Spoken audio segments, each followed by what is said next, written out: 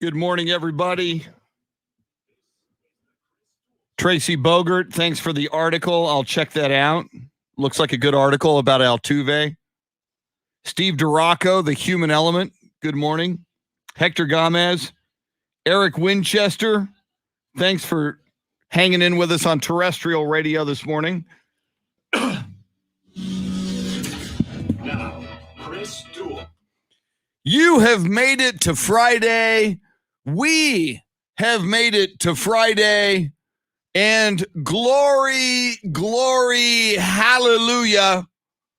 The Utah Jazz have struck down all that is evil on the face of the NBA. That, of course, would be the LA Clippers and Kawhi Leonard. That's my opinion. Yeah, you keep laughing, Kawhi. 2 more losses and you're toast, baby. Utah beats the Clippers 117-111 to take a 2-0 lead in that series, much to my delight.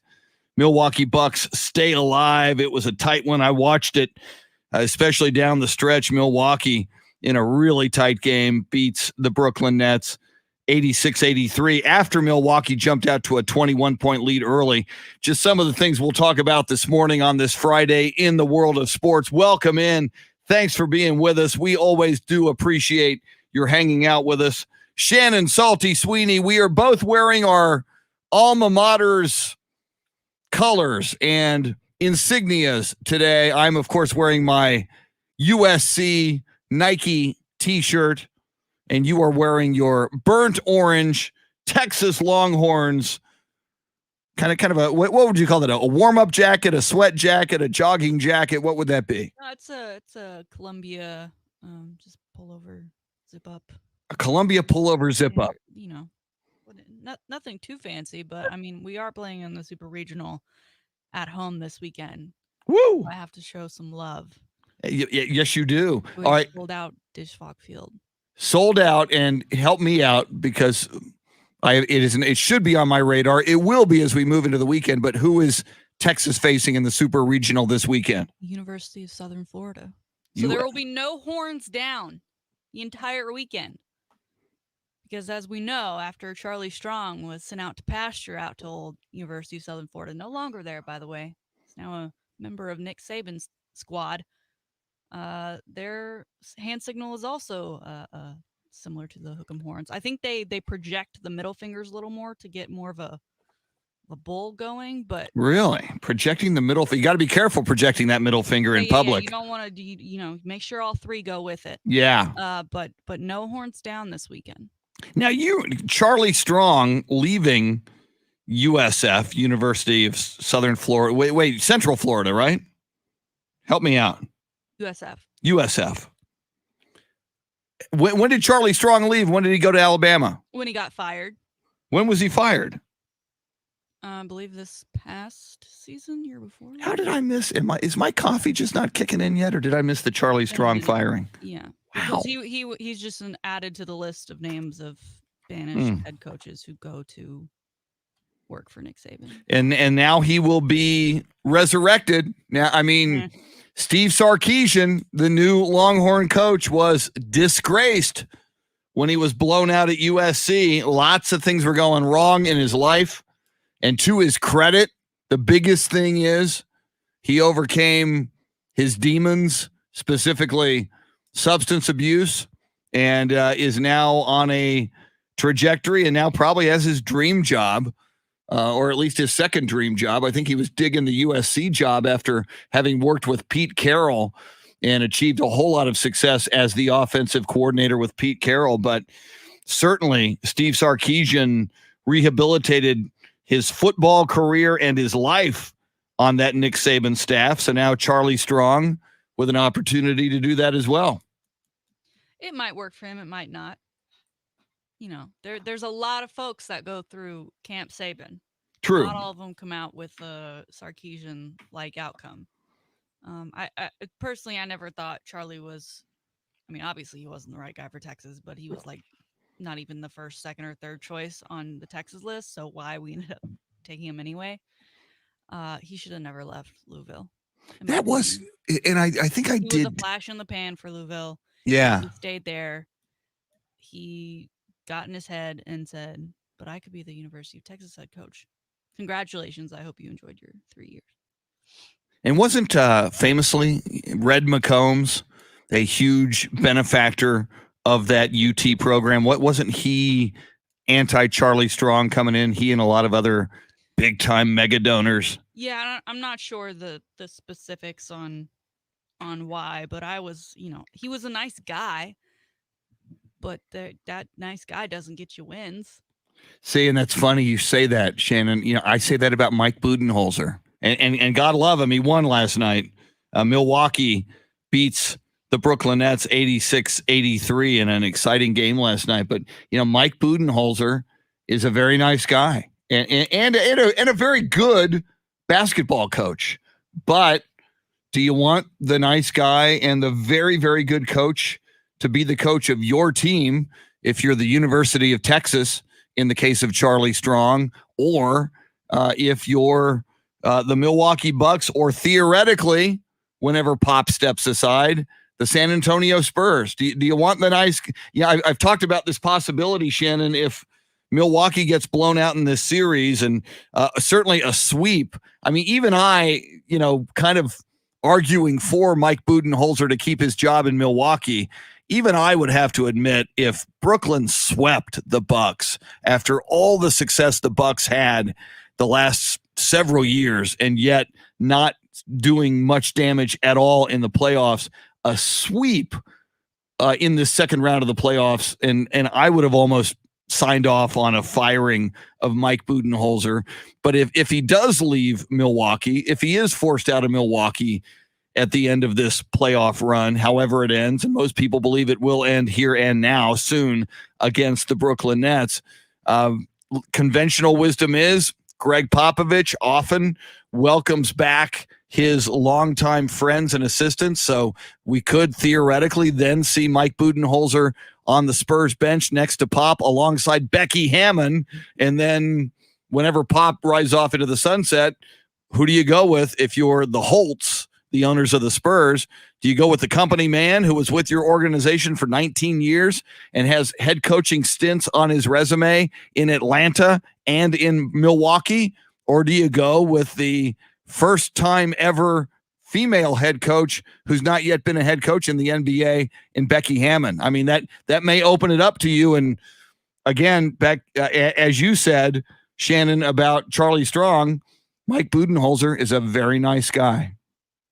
I mean, he has won plenty of games, though. He just can't get it done in the postseason. And again, I think we're seeing the difference between a super team and a superstar. Because the super team, although they weren't very super last night, and although apparently Bruce Brown thinks he's part of the big three. Oh God, he's getting it on social media this morning. If you got Twitter, and if you don't have Twitter, this is the reason you get Twitter: is Dave Ayler. Search the name Bruce Brown and to see all of the heat that this man is taking and all of the jokes everyone has come up with since he decided that he should be the one to take that go-ahead basket, or at least attempt one last night. Forget Kevin Durant or Kyrie Irving, who are on either side of you, who are known for taking those shots. Oh, yeah. Who are proven champions, who are proven winners. You go ahead and try and be that guy. Yeah, I mean, I'm sure he's going to get a big talking to from probably both the guys on either side of him when he took that last shot. I mean, you thought Kevin Durant was going after fellow Longhorn PJ Tucker last night. I can't imagine what that looked like in the locker room for the Nets last night. Maybe Bruce just wants to win that, conference final on his home court. He's like, look, we're taking it back to Brooklyn. You're welcome. We get to celebrate with our fans. True. Now, I must say this, and I said something on the show yesterday that maybe I'm wrong. Chris Middleton last night went off for the Milwaukee Bucks, and I said to you on the show yesterday, and I've believed it, that Chris Middleton is no Robin to Giannis's Batman. I said, and I've believed, that Chris Middleton is overrated. The Bucks have thrown a lot of money at him as if he's a superstar. Just like Mike Budenholzer, I believe he's a very good coach.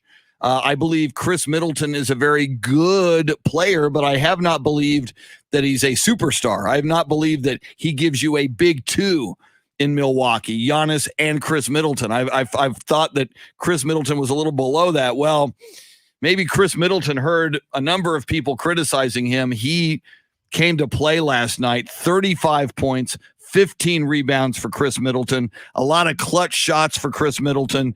I stand corrected at least now, and I will open my mind and pay more attention to Chris Middleton. Maybe he will make a case in this series and in this playoff run that he is indeed an elite player in the NBA and worth all the money the Milwaukee Bucks have thrown at him. I've clearly, Shannon, last night, without that huge performance by Chris Middleton, the Bucks would be down 0-3 right now as we speak. The difference between an elite player and superstars and then guys that are just really good at the game are those elite players and superstars show up every night, win or lose.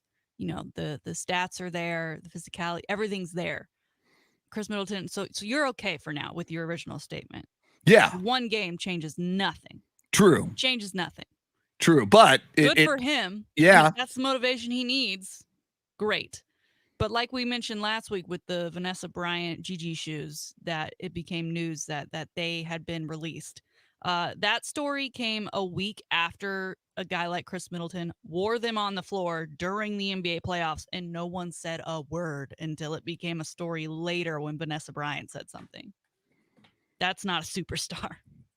Yeah, that's true. Yeah. That was I don't know what was going on with that move. And in his defense, maybe, a lot of these players have handlers, agents and PR reps. Maybe somebody really dropped the ball in his inner circle and said, hey, this is your way to honor GG. Wouldn't this be great? And maybe somehow he didn't connect the dots and somebody sold him a bill of goods on why he should wear those shoes. And he did not, maybe, I don't know this, but maybe did not fully understand the backstory and the fact that Vanessa Bryant had not approved those shoes. And there was dispute between her and Nike, but yeah, that was not a good look. No, and that the point I'm making is not, look at him, why did he wear those shoes? The point is when a guy like LeBron or KD steps out on the court with brand new shoes, it's a thing. People go buy those shoes, they're sold out immediately. No one took notice that he was wearing GG inspired shoes. No one. Not until later when it was, oh yeah, he wore those. How did that happen? Yeah. He's not a superstar. See, but I think, and he was paid a lot of money not long ago. He was paying darn near superstar money by the Milwaukee Bucks. I think in his mind, Chris Middleton believes he's all that. I think he believes, we've talked about, like the big twos in LA, which are LeBron James and Anthony Davis, which are Kawhi Leonard and Paul George. I think Chris Middleton believes the big two, and a lot of people, some do, are Giannis Antetokounmpo and Chris Middleton in Milwaukee, but he's clearly not lived up to that. But in his mind, he probably thinks he's on a par with those three dudes in Brooklyn. You want to be on par, go ahead and beat them and win this series. Then Yeah, I still do not. And as you mentioned, Shannon, it's just one game. Not only does that apply to Chris Middleton, I think that applies to the Milwaukee Bucks. I watched Lisa Salters in her post-game interview with Giannis last night, and first thing she says to him is, it's a series now. You guys are back in this series. Well, yeah, at 2-1, it's a series, but if you don't win game 4, as you just said, Shannon, maybe, Bruce Brown's prime directive was to get this thing to a game 5 back in Brooklyn to win it before the home fans at the Barclays Center. Mm-hmm. But, if Milwaukee loses game 4, they're not coming back from 3-1 either. You wouldn't have come back from 3-0. And, oh, by the way, especially against this super team, you're not coming back from 3-1. You've got to win game number 4, make it 2-2, and then let's see what happens. Was it Antonio Daniels who we were talking with that said, you can beat the Brooklyn Nets on a Tuesday night, or in last night's case, a Thursday night. A series is different. Yeah. Because it's best of 7. That was a great point by Antonio. Yes. I think we had our Tuesday night on Thursday night this week. Yeah. Yeah. So we will see what happens from there. Coming up, I definitely want to talk about the Utah Jazz. What I love about this, and again, I've got issues with Kawhi. I'll be very, very happy if Utah eliminates the Clippers. Utah takes a 2-0 lead over the Clippers last night. It was the late game. Utah 117, the Clippers 118. Can the Clippers now, they were in an 0-2 hole against the Dallas Mavericks, came back and won that series in 7. What are the odds of a team coming back from an 0-2 hole twice? The odds are not good, but the Clippers have done it once. Clippers go back to LA now. The difference between this series and the Dallas series was Dallas won those first 2 games in LA, which made the mountain even harder for the Clippers to climb to win that series in 7, which they did. Now they go back to LA. They're in a similar position to the Milwaukee Bucks. They got to hold serve on their home court and to try to get that thing back to 2-2. But as somebody who would love to see the Clippers go down, I am happy about that outcome. Utah Jazz take a 2-0 lead in that series. We will talk NFL football. We will talk Dallas Cowboys. We will talk Texas Longhorns in the Super Regional in men's baseball coming up this weekend, as Shannon mentioned, against USF. Everything popping in the world of sports, including the high five play of the day, which is next a little bit later. Shannon Salty Shakedown. Oh, just after 7 o'clock, Coach A, Paul Alexander. All things football, all things sports with Coach A, Paul Alexander coming up. We are with you till 9 o'clock on a Friday. Dave Ayler, your soundscape stylist. We'll say hello to Dave. See if he's on Twitter yet as we roll forward. Lots coming at you. Thanks for hanging out with us. You're listening to the Chris Duel Show.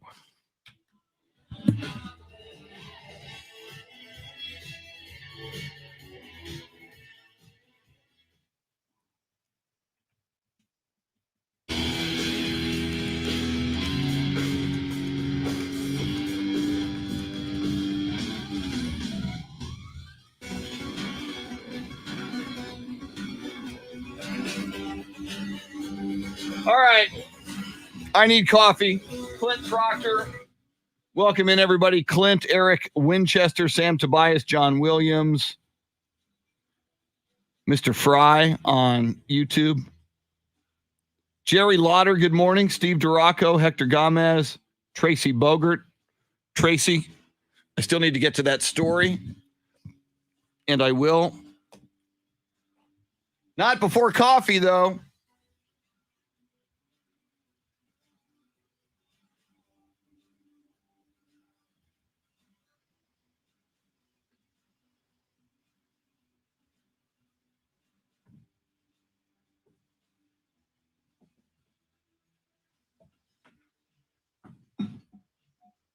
I have my trash can underneath me before I do the coffee pour.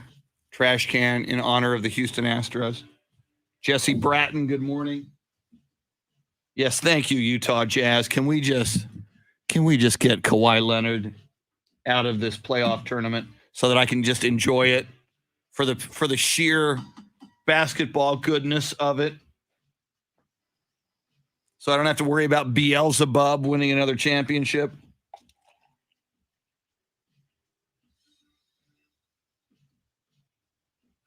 All right.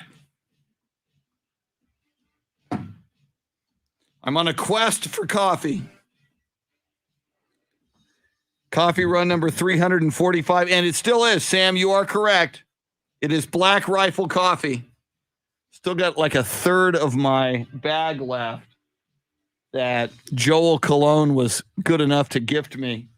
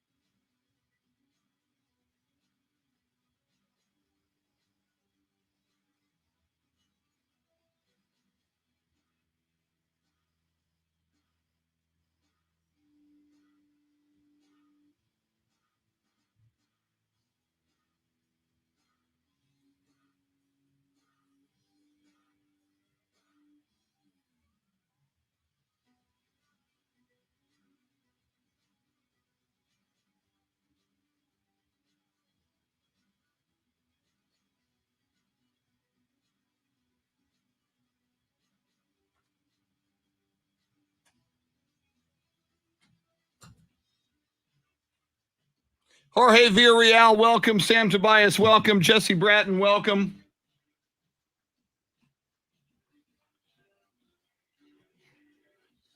Oh, Hector Gomez, what is up? Thank you, Hector. I'm glad I'm not alone on that. I'm not proud about it. I feel like I should be able to let it go. But he kind of blew up my favorite basketball team.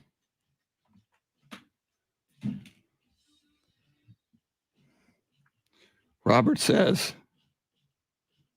Guten Morgen. Not sure what that means. Okay, now what do I need to do? I need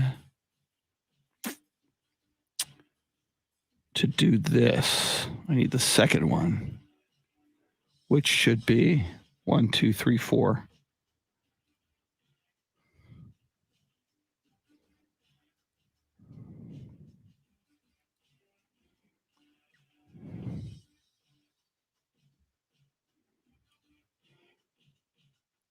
I've got to edit some audio. If you hear something strange, that's what's happening. That doesn't look right either. And enter today's keyword, win. That's win.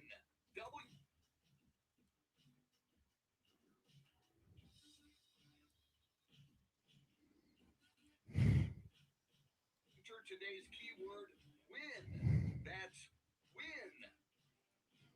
win. Okay. 34.7 there. Huh. Let's see what that sounds like. Here's your chance to get qualified for Ticket 760's Ultimate Father's Day contest. Today's qualifier will win a $50 gift card to Rudy's and be qualified for the grand prize of a Traeger grill from Barbecue Outfitters and a $100 Specs gift card. All you have to do is go to our website and enter today's keyword, win. That's win. W-I-N. Enter the keyword today at ticket760.com and you could win. Again, the keyword is win. Good luck from Ticket 760. Save as.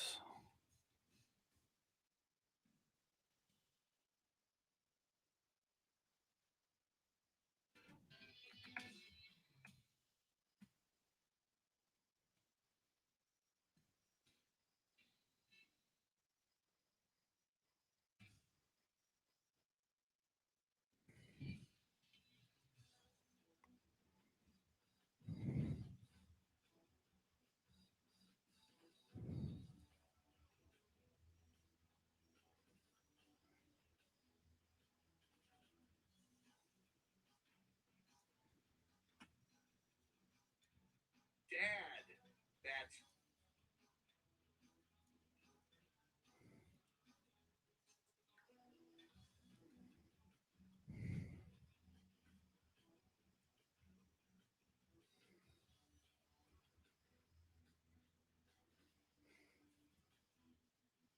today's keyword, dad. That's dad.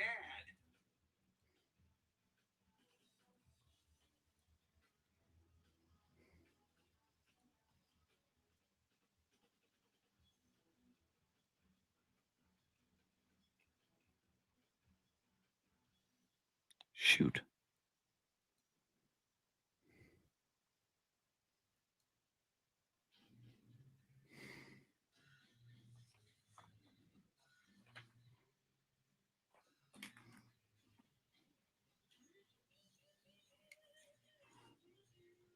Now we're talking. Little Jimi Hendrix for you.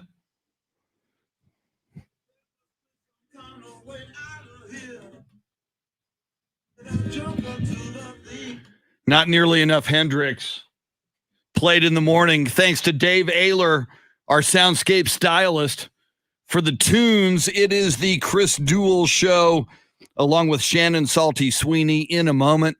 The high five play of the day, but especially after bringing us back with some Jimi Hendrix, our soundscape stylist, Dave Ayler, once again wearing a nondescript, non-logo T-shirt. You have more T-shirts without logos, then I mean, I've got maybe one or two.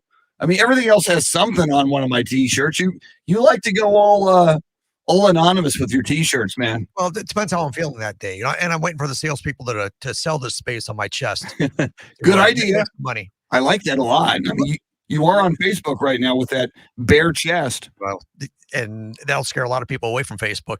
But Chris, yesterday it happened. Uh-oh. It finally happened. Twitter. No. I thought you were going to say I'm on Twitter now.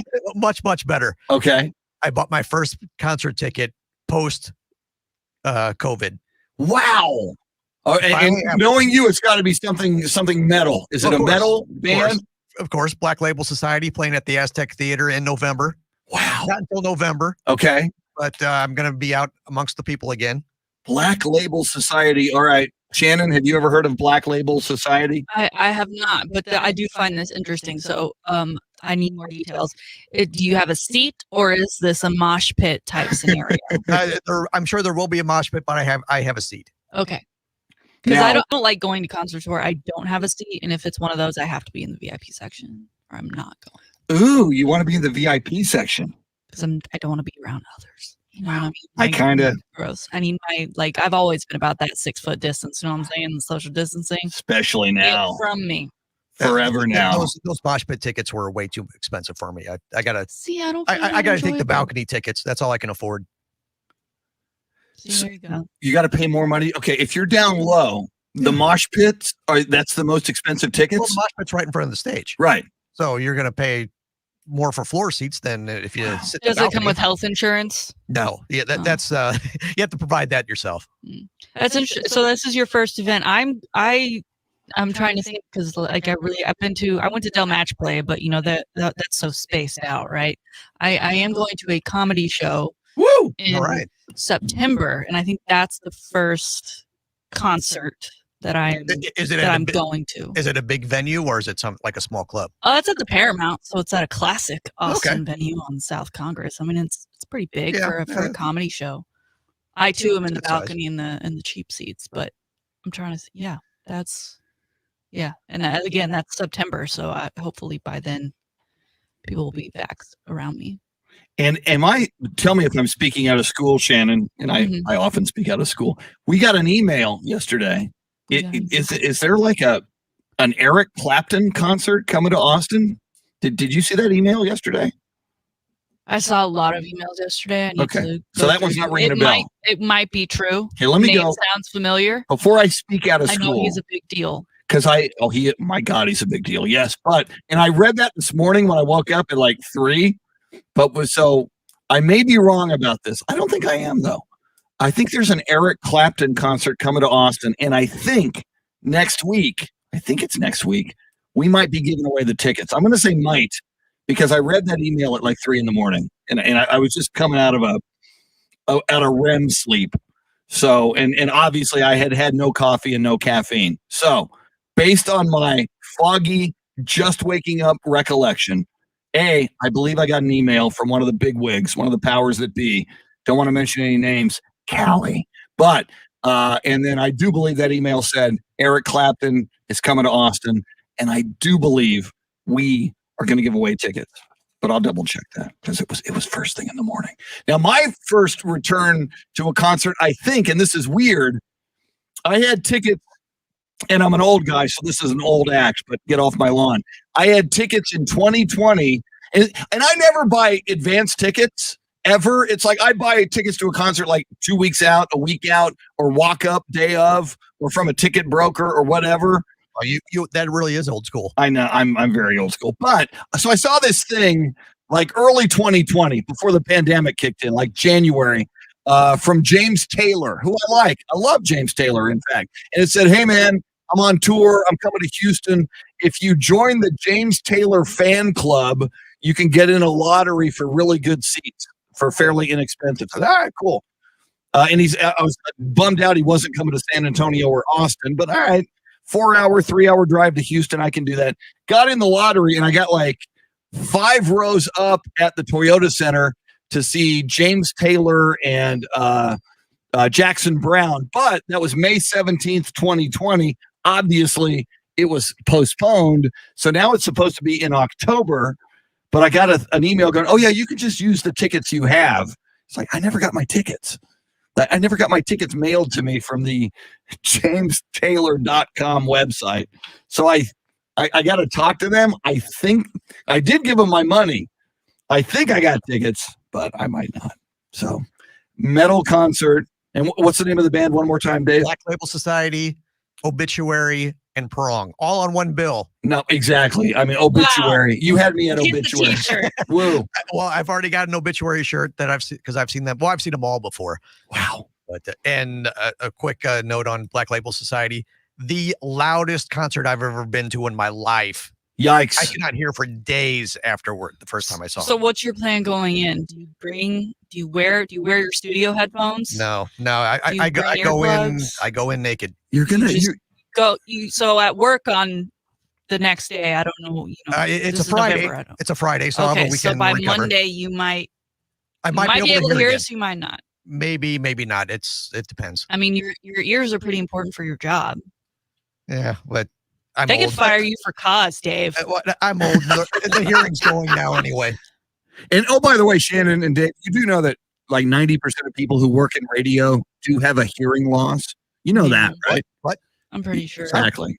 Yeah, well, and especially like the on-air people, because you put on these. How many times have you been on air and you put on your headphones and somebody has like the volume jacked all the way to 13? And you got to throw the headphones on. That's how you get the hearing loss. I come in here in the morning, and because we're in such a large space, and we have very few people in office, the night shift guys leave their studio monitors jacked all the way up. So it's a battle between like Chris Stapleton and Ariana Grande every morning when I come in between the studios. And the first thing I now do is go in there and turn them. I don't understand. I like the lights low. I like the volume low. Keep it chill. There you go. In the Salty studio. Woo! Speaking of salty, in the Salty studio, it is not yet time. Probably about less than an hour away from the Salty Shakedown, but it is time for the high five play of the day. Yes, sir. And this one's a really, really cool one. Before we get into it, and you're going to like it, and you really, again, this is why you need to own a Twitter account. You need to go find this on Twitter, and we'll tweet it out for you. But Shannon, high five. 2 cool venues in Austin and all kinds of good stuff going on there. Yes, and when making your plans to watch Austin FC take on Sporting Kansas, the final away game before they open Q2 for the first time in their history, make sure you get out to High Five and watch that game. It is tomorrow afternoon. Great location and an official Austin FC pub club. And as Chris mentioned, today's High Five play of the day, very heartwarming. If you don't have Twitter, you got to get one so you can see this video. Greg Olsen has been in the news lately, not because he is a retired stellar tight end, but because his son has needed a new heart. Unfortunately, he's had some health issues, and he recently did get a heart and had that transplant earlier in the week and is recovering, and he's doing well. We got that update. But yesterday, Greg released this video on his socials of his son sharing the good news that he was getting a donor to his twin and his other sibling. Here's the video. It's so sweet. You know how I made a heart transplant? I'm going to be trying to find one today, this morning in Stockholm. Yes! Yes! Yes! Thank you. Thank you. TJ is 8 years old, now has a new heart and the support of his very loving and very cute siblings. Chris, it's just one of those things that makes you smile. Yeah, my gosh, and you've got to see this video. His sister and his brother, and especially his sister, who hugs him twice and is just so joyful, and they both are, his brother and his sister, when TJ shares the news. It is one of the coolest, sweetest, and as you say, Shannon, most heartwarming videos I have seen. This, I mean, if you want to feel good, go look at this video. And even if you don't think you want to feel good, just look and you will feel good. It's a cool video. These athletes, especially big names like Greg Olson, they're shown in a certain light. They're superheroes. They make millions of dollars. Their life is perfect. But the truth is, you never know what's going on inside someone's home, and it's unfortunate that they're having to go through this. But great and so kind of them to share their story and their journey of this, and for it to be as happy as it is now compared to where it was when it started is just fantastic. Like Chris said, go check out the video on Greg Olson's socials. And a high five to the Olson clan and especially to you, TJ. Get well soon. Was so excited for you. So excited. I mean, that's an 8-year-old to go through something like that is unimaginable. My God, an 8-year-old going through a heart transplant. Yeah. I mean, a 38-year-old going through a heart transplant would be hugely traumatic. And I mean, my God, one of the most invasive procedures you could go through. But my goodness, Greg Olson on Twitter, by the way, if you're looking, and we'll tweet this out as well, at Greg Olson, OLSEN 88. That was his number in the NFL, at Greg Olson 88. Well worth a look, and very, very cool. And you make a great point, Shannon. We assume that these athletes who are so successful their whole lives and go on to have great professional careers, we assume that they've got a perfect life and they're on easy street. And, so many times we hear stories, I think Boomer Esiason, has a child who's got, physical challenges. It happens a lot. I mean, it's humanity. It's human nature. It happens. Sometimes you have children or family members or loved ones who are going through big time physical challenges. And that is the case for Greg Olson, and, hopefully a very, very happy ending, and certainly a very, very beautiful video there. Yes. And one we'll keep an eye on, because now we've got the story of what happens next, right? I mean, now he gets to go on and live his life the way it was intended to, right? I mean, again, 8 years old. Very, very cool. What I was doing at 8 years old, but it wasn't that. We talked about this yesterday, and just a little bit of a follow-up. We talked about Bo Schembechler, the longtime and legendary head coach of the University of Michigan. And, he coached in like the 60s and the 70s. And that was back in the era of when Bear Bryant was at Alabama, when Darrell Royal was at Texas, when Joe Paterno, God help us, was at Penn State. His son has come out with a story that the son of Bo Schembechler, was sexually abused by the team doctor at Michigan. Since then, long ago, Bo Schembechler has passed away. The team doctor has passed away. Bo Schembechler's son is now 62 years old. His name is Matt Schembechler. Now, two former players, say they were sexually assaulted by that doctor, Robert Anderson, and they believe that they could have been spared from this sexual assault had Bo Schembechler made his son Matt was 10 when he reported this to his father, according to Matt. And apparently Bo Schembechler, according to his son Matt, with a closed fist, punched Matt at age 10, knocked him across the kitchen floor. Two former Michigan Wolverines who played in the late 70s and early 80s, Dan Kwiatkowski and Gilvani Johnson, have come forward and said they were molested by this doctor or assaulted by this doctor, and they support the claims of Matt Schembechler and say they wish that Bo Schembechler had taken this seriously. This team doctor went on to be a doctor for years and years and years after Matt reportedly, and according to Matt, went to his father with these allegations. Just an ugly story at Michigan, Shannon, that now has a little bit of corroboration for Matt Schembechler's side of the story. I hate seeing these, and we seem to see them more and more. And not only like recent doctors, but doctors from the past as well. It's terrifying. Again, we discussed a little bit yesterday the implications and impact that can have on recruiting to those schools in the future based on their past. I mean, the past comes back to haunt a lot of people, and I think this is just one of those things that might be hurting Michigan in the future. And you talked about him yesterday as well, Shannon. You had that doctor at Michigan State who was a doctor to a number of young gymnasts who has since been incarcerated, and rightfully so, for the rest of his life. But I think the cautionary tale for the rest of us is, even in a position of extreme trust, and certainly a doctor is in a position of extreme trust. We put our children in his or her care. We've had allegations among members of the clergy, including the Catholic Church. I grew up Catholic. My mom's a devout Catholic. There's been some ugly stories there as well. Just for all of us, you can never rest. You must always be vigilant. You must always caution your kids and talk to your kids and keep an eye on everything. It's sad that we live in a world that there are predators like this out there, but sadly, they are out there.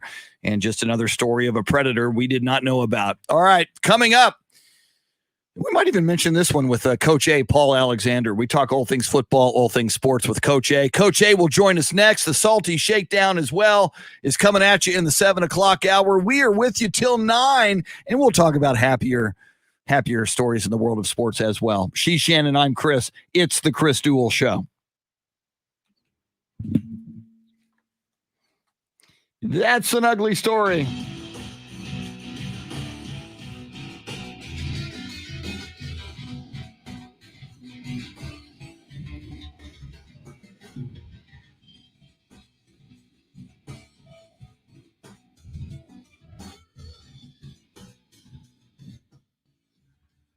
All right. I think I need more coffee. Oh, I want to finish this. Let's do this for a second. Okay, where was I on this? I was at 3.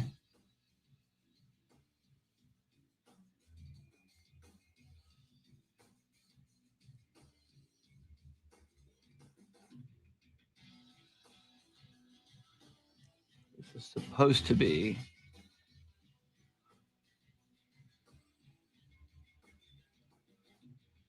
Dad, that's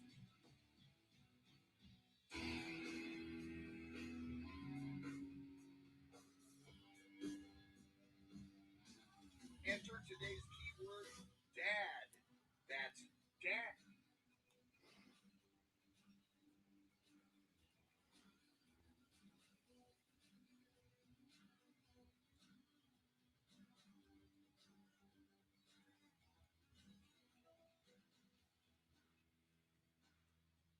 Here's your chance to get qualified for Ticket 760's Ultimate Father's Day Contest. Today's qualifier will win a $50 gift card to Rudy's and be qualified for the grand prize of a Traeger grill from Barbecue Outfitters and a $100 Specs gift card. All you have to do is go to our website and enter today's keyword, DAD.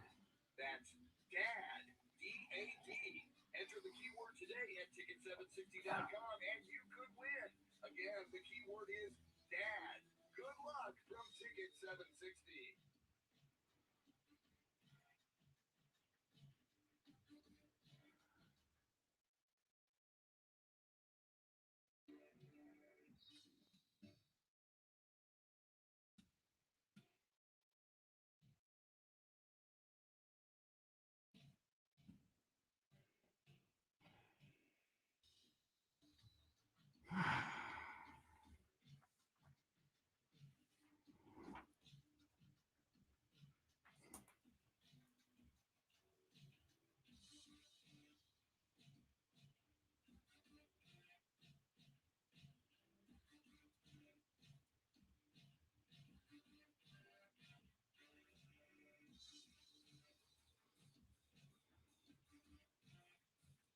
Sear that.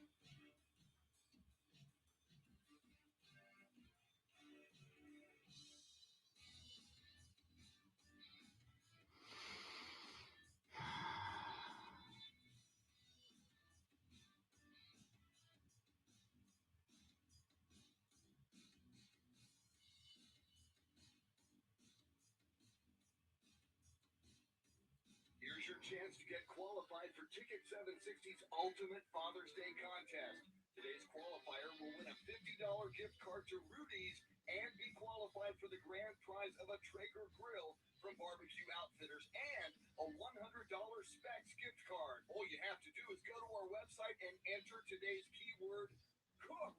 That's cook. COOK. Enter the keyword today at ticket760.com and you could win. Again, the keyword is cook. Good luck from Ticket 760.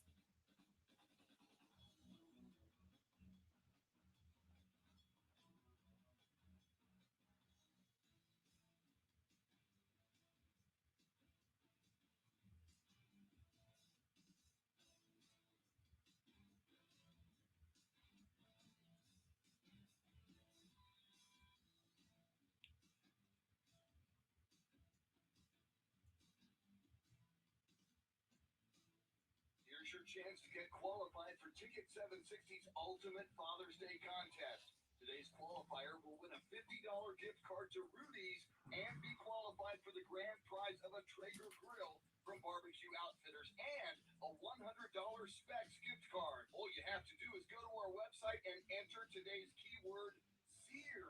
That's SEAR. SEAR. Enter the keyword today at ticket760.com and you could win. Again, the keyword is SEAR. Good luck from Ticket 760.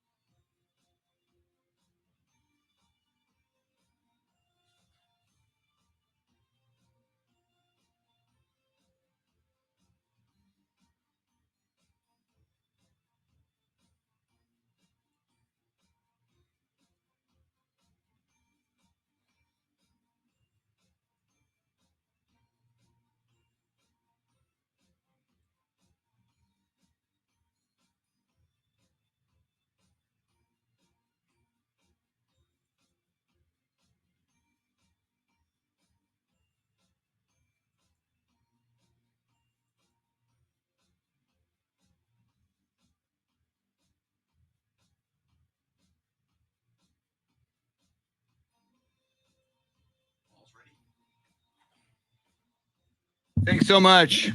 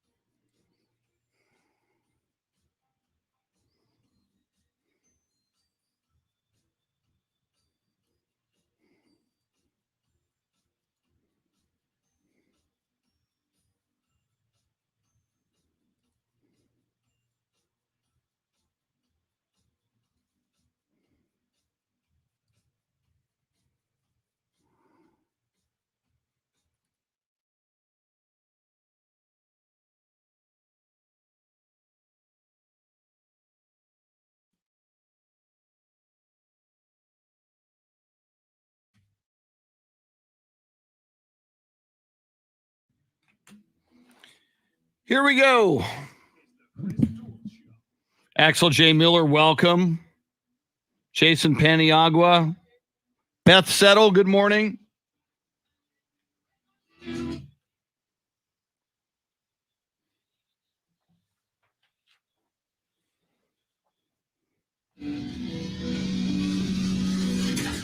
Now, Chris Duel.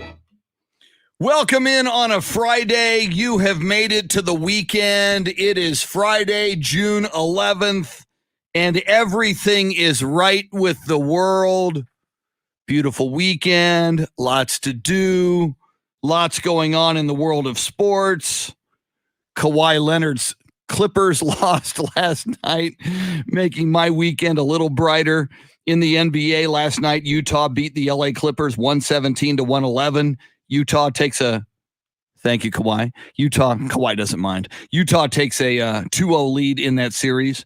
Milwaukee in a tight one, in a nail biter near the end. Milwaukee, after jumping out to an early 21-point lead, giving that lead up to the Brooklyn Nets, Milwaukee still prevails. They beat the Brooklyn Nets 86-83. Brooklyn still leads that series 2-1. It is the Chris Duel Show with Shannon Salty Sweeney. And every Friday at this time, whenever we can grab him, we do, because we just love talking football. We love talking sports. We love talking life with Coach A, Paul Alexander, who has done it all in the world of broadcasting, on television and on the radio, both in the world of sports and in the world of news and entertainment, both as a reporter, as an anchor, and as an executive. And his latest venture, which is very exciting, is called Radically Rational.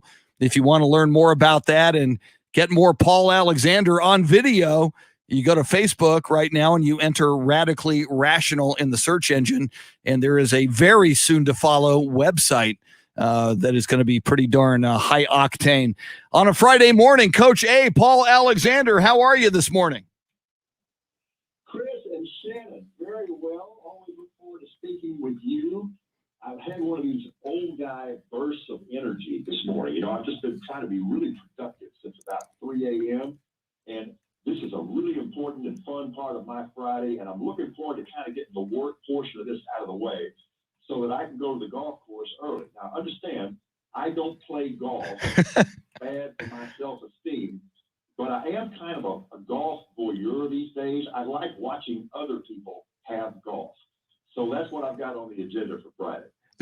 Paul, a couple of things there, and the most recent one first.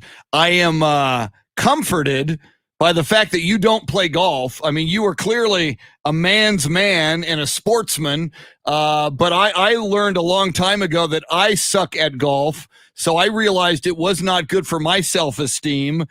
So for me I just assumed, Paul Alexander, in addition to everything else you do as a Renaissance man, was also a scratch golfer. So first of all, I'm very comforted to hear that you don't actually play golf, or at least very often. Secondly, Shannon and I have to wake up at 3 a.m. What the heck are you doing up at 3 a.m. working? What is up with that? I don't know. It's the whole radically rational thing. We're all fired up. It's so nice of you to mention our new WizBang website, which is going to debut next week. I've been talking to the people at NASA who are designing this, and they got go fever. They want to hit the button. They want to launch this thing. So that's going to happen next week. And so there are so many things that we've got to get taken care of there. And we also do, and you kind of mentioned this, these daily morning breakfast videos. And this morning's is already in the can, and had a little fun with that this morning. So as you said, this is a good looking weekend coming up.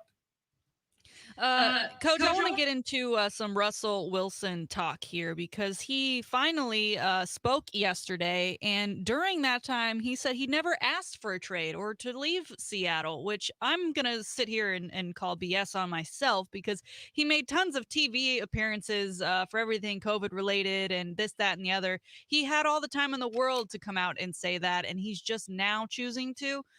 Your thoughts on that, and if, like he says he and his head coach have a great relationship right now.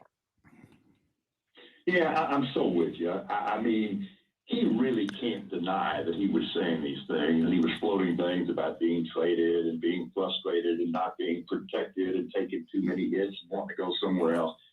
The one thing I'll say, though, Shannon, is you really always got the feeling that Russell Wilson and the Seahawks were going to work it out. That, yeah, he's frustrated. Yeah, he wants to vent a little bit. But you know what? This is just something people say after a rough season when they have taken a lot of hits.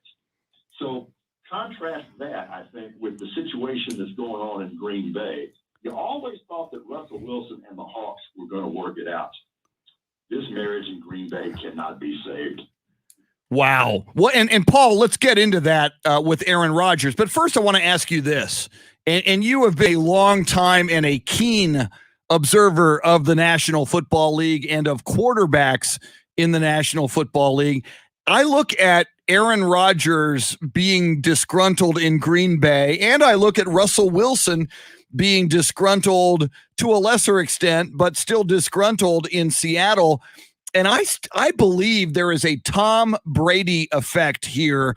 I believe Russell Wilson and Aaron Rodgers are elite quarterbacks who are looking at what Tom Brady did and are envious that Brady was in a situation in New England and a lot of success there, but what have you done for me lately? Brady was not happy with the tools he was being provided in New England, especially for the fact that he's taken pay cuts over the years to enable the Patriots to put other pieces around him. So he leaves, he goes to Tampa Bay. Bruce Arians says, what do you want? Oh, I'd like Antonio Brown. Okay. I'd like Leonard Fournette. Okay. I'd like Gronk. Okay. So Brady is pretty much getting everything he wants, including another Super Bowl ring. I got to believe part of the calculus among Aaron Rodgers and Russell Wilson is, man, look at everything Brady's getting. I want me some of that. Do you think just the Brady envy is motivating some of the decision-making among quarterbacks like Aaron Rodgers and Russell Wilson? Yeah, I think there is a component of that for sure. And I think they're looking at that historical precedent and realizing that they have an enormous amount of stick and power.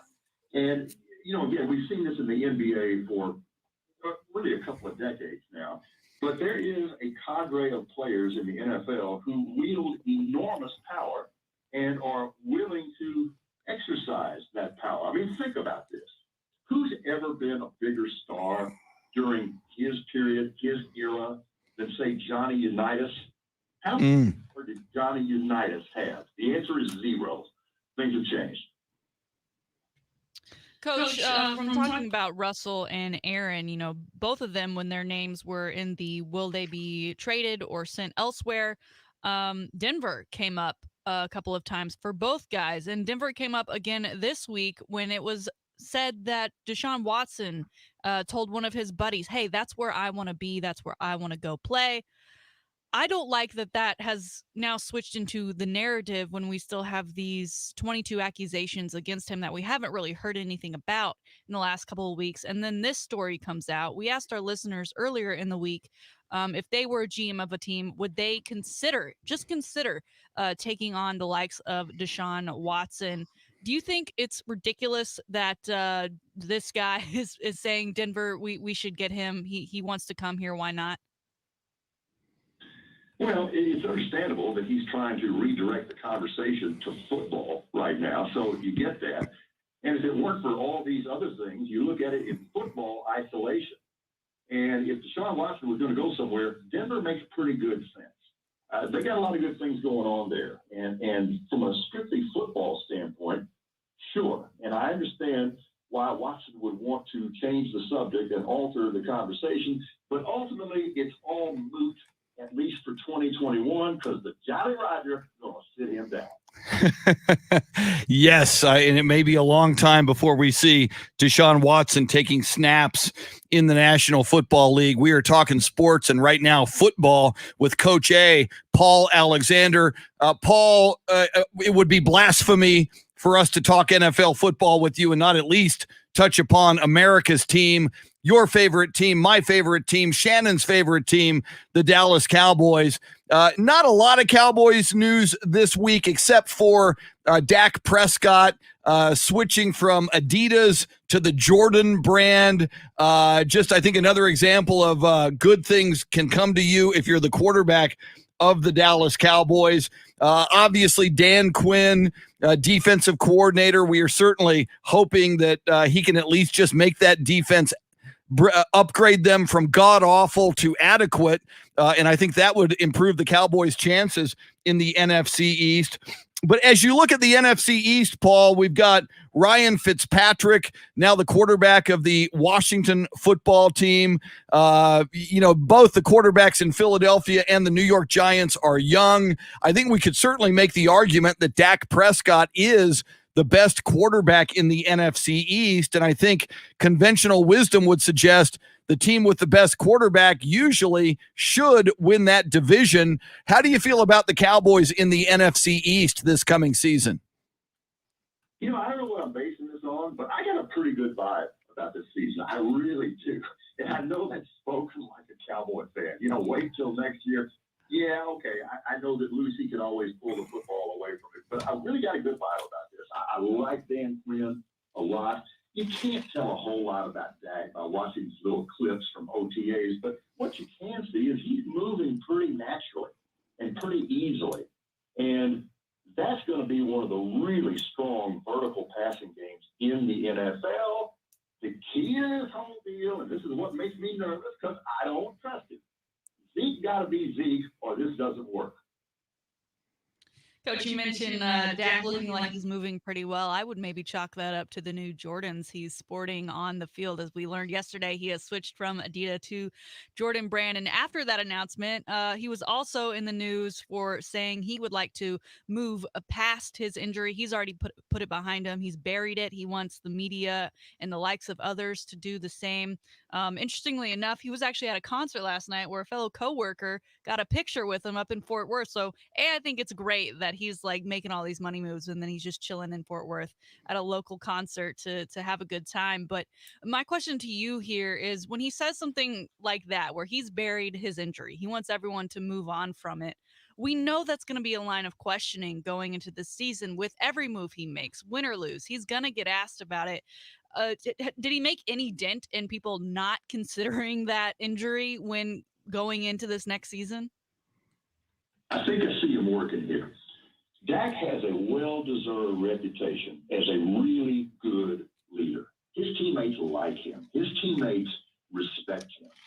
And You know what? Football players are as sappy as anybody else. And when they see their leader stand up after watching him get his foot turned inside out and backwards last year, and when they hear him say, I'm moving past this injury, man, their little hearts start going pity-pat. Like, that's my man.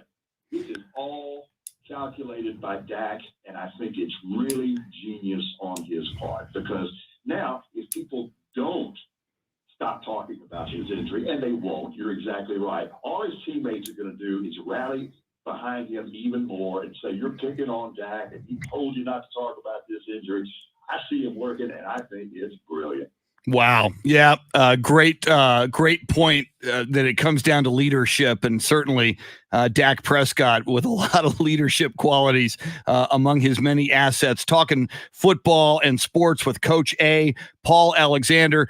Paul, I hesitate to bring this story up because it's so ugly and sickening, but it's a big story. And like you, Paul, I grew up on 70s and, dating back into the 60s, college football. There's this story out of the University of Michigan involving the late, great football coach anyway, Bo Schembechler, who has passed away many years ago, but his son, Matt, who is now 62 years old, coming out with a story that he told his dad that the former Michigan team doctor, Robert Anderson, who has since also passed away, sexually assaulted or molested him when he was a 10-year-old boy. Matt, now 62, tells the story that Bo Schembechler, with a closed fist, punched him, sent him flying across the kitchen. Yesterday, two former Michigan players seemed to corroborate the story about team doctor Robert Anderson. They said they were assaulted by team doctor Robert Anderson. They said they wish Bo Schembechler might have listened to his 10-year-old son and got that team doctor removed. I think about this. I think about the legendary coaches in that era, Paul, and obviously Bear Bryant coaching at the time, Woody Hayes coaching at the time, Darrell Royal at Texas, and notoriously now Joe Paterno at Penn State. It's a little, with Jerry Sandusky and what was going on there. It's kind of sad, Paul, and sickening, and breaks my heart that now we've got two programs, Penn State and Michigan, from that era that have these horrible, horrible stories that apparently were taking place. The parallels are undeniable, and it's absolutely disgusting. I actually took a little portion of this morning's Radically Rational video and addressed that a little bit. And one of the things that I found heartbreaking was, this is tough, was watching Schembechler's son talk about the fact, I thought my father would be the one person to protect me, and he failed me. And that really moved me, and it also made me feel really grateful for my own life, because I could depend on my father, and my father would protect me. He would have my back. And man, for a son not to have that, that's just hard to hear. It's just hard to hear. Yeah, it's for those of us who had wonderful parents, and not everybody does, and God love the kids who have to grow up with that level of trauma and that level of heartache and not having the people who should have their back in the biggest possible way, as you point out, Paul, their parents. That's just a huge point for the rest of us. All right, Paul, I got to ask you this. I am not proud of this, and probably in sports, and I come clean about this on the radio. I am not proud of myself. I should be more evolved than this, but I'm not, and I admit it. And maybe this is the year 2021, excuse me, 2021. I'm still stuck in 2020. 2021 might be the year I get over this. Paul, every time I watch the LA Clippers play, I don't watch for the love of basketball. I don't pull for the Utah Jazz because they're a good homegrown basketball team with some Spurs connections in Quinn Snyder and in their general manager, Dennis Lindsey. I pull against Kawhi. I have sports hatred for Kawhi Leonard because he blew up my favorite basketball team, the San Antonio Spurs. Paul, am I wrong to be clinging to this sports hatred? Should I let it go? And how, Paul? How can I get over this? You are the creator of Radically Rational. I know it's irrational for me to have this hatred for Kawhi Leonard. A, what's wrong with me? B, help me get over this. I think it is time, Chris, for self-acceptance. I think it's okay. I really do. And it's why we watch sports. And as you said, this can sound a little rough. It can sound a little mean. But, we talk about the thrill of victory. Well, one of the things that we're really attracted to in sports, frankly, is the agony of defeat. The attachment we have. And frankly, when we find somebody that we think has done us wrong, and they're going through the agony of defeat, I mean, it's kind of like a breakup. I don't want you to get hurt or anything, but on the other hand, adios. So I get that, and that creates a sense of calm and acceptance. So I don't think there's anything wrong with that. I think it's absolutely natural, and this is kind of an awkward segue, and we don't have to talk about this, but it's one of the reasons why I think this idea of expanding the college football playoff is absolute insanity, because we're going to be taking a lot of the emotion out of the sport, and that's why we watch. And Paul, as we run out of time, I should have gone there with you, and we will next week on the college football playoff. The big story yesterday, the powers that be in college open to a 12-team playoff. We will have to use that as a tease for next week when we speak with Coach A, Paul Alexander. And once again, Paul, just to underscore, I want to send everybody to Facebook, have them take a look, and you just cut a video this morning for Radically Rational. Put Radically Rational in the search engine on Facebook. And Paul, as you mentioned, you've got a highfalutin, high-octane, high-tech, NASA-like website coming out for Radically Rational. And in advance, I want to thank you. I get to be a guest contributor very early in the website's birth. So I look forward to that as well, Paul. Very first one. How about the very first one? Woo! So much. We're excited about that, very much so. Yeah, I'm gonna be working on that this weekend. I look forward to it. Coach A, Paul Alexander, always outstanding. He does more before 6 a.m. than most of us do. Up working hard at 3:00 this morning. Paul, enjoy the golf course this morning and enjoy your weekend. And we'll talk again next week. Happy weekend, all, for sure. Thanks again. All right, Paul Alexander, Coach A.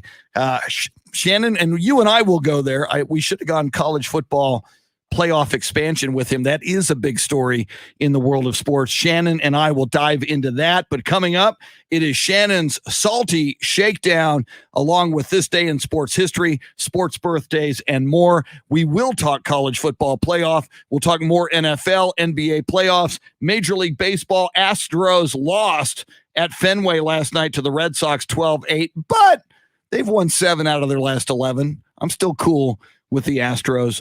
Lots coming at you. We are with you till 9. Thanks for hanging out with us on the Chris Duel Show. Woo! Coffee time. I need me some coffee. Let's see. Yep, I'm going to go do this. Philip Ramos Longoria, welcome. Rudy, good to see you, Rudy. Leonard can be booed. Yes. I am going to make a proclamation. Maybe I'll do it with Shannon coming up. If Utah eliminates the Clippers, I will make every effort to get over my angst, my disdain, my disgust, my dislike, my sports hatred. It's sports hatred. There's a difference between hate. I try not to hate. I think I don't hate. Well, okay, maybe a few people. World figures, criminals, terrorists, killers. But it's sports hate for Kawhi Leonard. If Utah can just eliminate him, give me between now and next October, I think I can get beyond this. I think I can move. I think I can evolve as a human being. I hope so. I'm going to try. Coffee. Black Rifle Coffee. Robert, yes, no, don't. I import my own coffee in this steely Cody HEB purchased Strato Tanker O coffee deliciousness. I'll be back in a sec. Mask on. Sorry, Governor.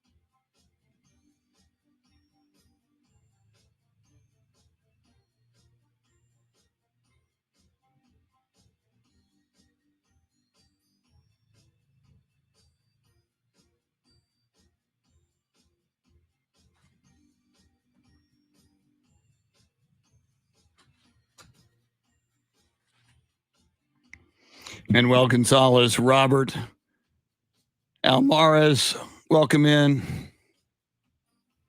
Coffee, yes, Robert, I agree.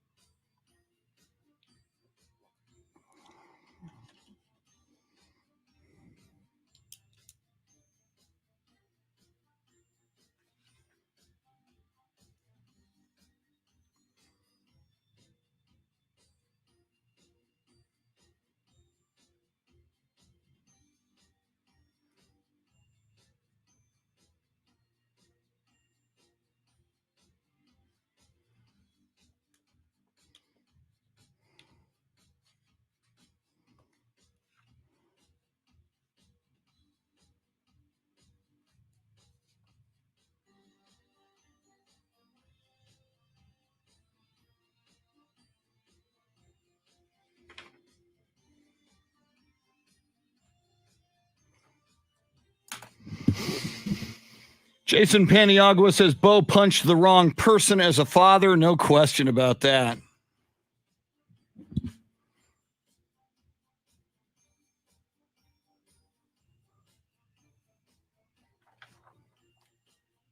Axel J. Miller, welcome in from Denver.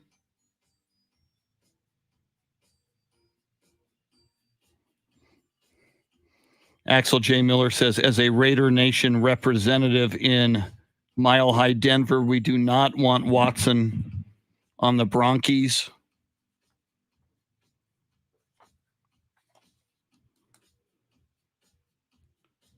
Where was that?